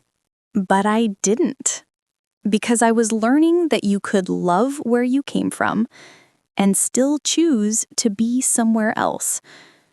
That home was something you carried with you, not just a place you returned to. That you could honor your roots while still growing in new directions. I stopped for lunch at a diner off the highway, the kind of place with vinyl booths and a menu that hadn't changed in decades. The waitress called me Hun and didn't rush me when I sat for a while after eating, drinking coffee, and journaling about the week. I wrote about Max and how his presence had been quietly comforting all week, about Dad's workshop and the meditation of working with wood, about skating on the lake with my family, all of us holding hands, moving together, about Mom's story of the Christmas they had nothing and everything all at once. And I wrote about what I wanted my life to look like going forward. Not in concrete plans, but in feelings and values. I wanted more presence and less productivity, more connection and less achievement, more joy and less striving. I wanted to build a life that felt good from the inside, not just one that looked impressive from the outside. The last 2 hours of the drive took me through increasingly urban landscapes. Suburbs gave way to the outskirts of the city, then the city itself. Buildings grew taller, traffic thickened, noise increased. The mountains disappeared from my rearview mirror, replaced by concrete and glass. Part of me felt sad watching the landscape change, but another part felt ready. I was returning different than I'd left, not fixed or finished, but changed in important ways, and I was carrying home with me in my heart, in the lessons I'd learned, in the commitments I'd made to myself. I reached my apartment building just as evening was settling in, carried my bags up the 3 flights of stairs, keys jingling as I unlocked my door. The apartment was exactly as I'd left it. Small, functional, a little impersonal. But I looked at it with new eyes now, seeing not what it was, but what it could become. I could hang the framed photo Lily had given me, put the wooden box from Dad on my desk, fill the journal Mom had gifted with thoughts and dreams and plans. I could make this space feel more like home, more like me. I unpacked slowly, putting things away, already thinking about changes I wanted to make. Maybe I'd paint a wall, add some plants, hang the photography book's images as art. Small changes that would make the space feel more alive, more reflective of who I actually was, rather than who I thought I should be. My phone buzzed. A text from Lily. Made it home? Just walked in, I replied. Safe and sound. Missing you already. Miss you too, but we'll see each other soon. 2 months, remember? 2 months. I'll hold you to it. I made tea and stood at my window, looking out at the city. Lights were coming on in buildings across the street. People moved through their lives, coming home from work, making dinner, existing in their small personal worlds. I'd been one of those people for years, moving through my days without really being present in them. Working late, ordering takeout, falling asleep in front of my laptop. Existing, but not really living. That was going to change. I didn't have all the answers yet. I didn't know if I'd stay in this job or look for something different. Didn't know if I'd stay in this city or eventually move somewhere that felt more like home. But I knew I couldn't go back to sleepwalking through my life, pretending that achievement was the same as fulfillment. My phone buzzed again. This time, a photo from Mom. It showed our Christmas tree, still lit, with Max sleeping beneath it. The caption read, "He's been looking for you. We all miss you, but we're glad you're home safe. Remember what matters." I saved the photo, then opened the journal Mom had given me. On the first page, I wrote, "Things I learned coming home. Rest is not weakness. Joy doesn't require achievement. You are enough simply by existing. Home is not just a place, it's a feeling you carry. Community requires vulnerability and effort. Presence is the greatest gift you can give. Sometimes you have to stop running to find what you're looking for." I paused, pen hovering over the page, then added one more line. The life you want is built through small, daily choices, not one big, dramatic change. That was the real lesson, I realized. I didn't need to quit my job tomorrow or move back to the mountains or make some grand gesture. I just needed to start making different choices. Small ones, daily ones, choices that honored what I'd learned about myself this week. Tomorrow, I'd reach out to that woodworking collective Dad had mentioned. I'd sign up for a class, give myself something creative to do with my hands. Next week, I'd invite my neighbors over for dinner, actually learn their names, start building community in the city where I'd been living, but not really inhabiting.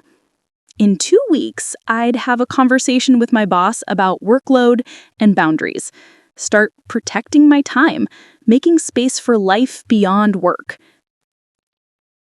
And in 2 months, I'd go home again. Not because I had to, but because I wanted to. Because home was where I went to remember who I was, to reconnect with what mattered, to rest in the presence of people who loved me unconditionally. I closed the journal and looked around my apartment again. It was small and imperfect, and nothing like the mountain house I'd just left. But it was mine, and I could make it a home, not by changing everything about it, but by bringing more of myself into it, by living intentionally, presently, joyfully within these walls.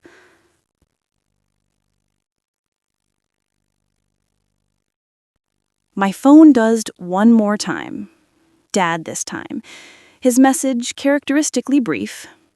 Proud of you. Remember the workshop invitation stands. Build something. I smiled. Tears threatening again, but in a good way. I would build something. Not a bookshelf or a table, not yet anyway, but a life. A real one. Not just one that looked good on paper. A life with space for creativity and connection, rest and joy, achievement and presence.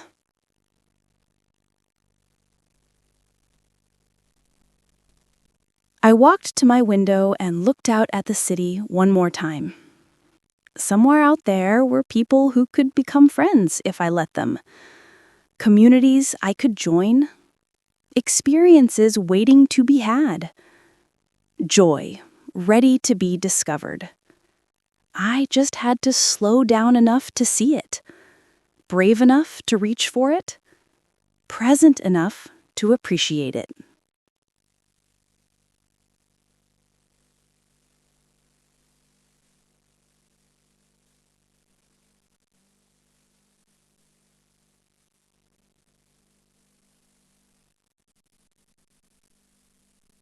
The mountains were hours away now, invisible beyond the horizon, but I could feel them still, solid and eternal, reminding me that some things didn't change, that home would always be there when I needed it, that I was loved not for what I achieved, but for who I was.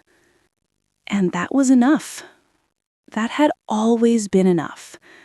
I just had to remember it, every day, in small ways, through choices that honored my whole self rather than just the productive parts. I could do that. I would do that. Starting tomorrow. Starting now. I turned from the window, made dinner from actual ingredients instead of ordering takeout, and ate slowly at my table instead of in front of my laptop. Small choice, but intentional. Present. After dinner, I called Lily. Talked for an hour about nothing important, just hearing her voice and feeling connected across the miles. Then I took out Dad's woodworking tools, turned them over in my hands, imagined the things I might someday build. Finally, I got ready for bed, climbed under my covers, and thought about Max curled up under the Christmas tree, miles away. About my family settling into their evening routines. About the mountains standing silent in the darkness, holding all my history, waiting patiently for my return. I closed my eyes and let sleep come, feeling more at peace than I had in years.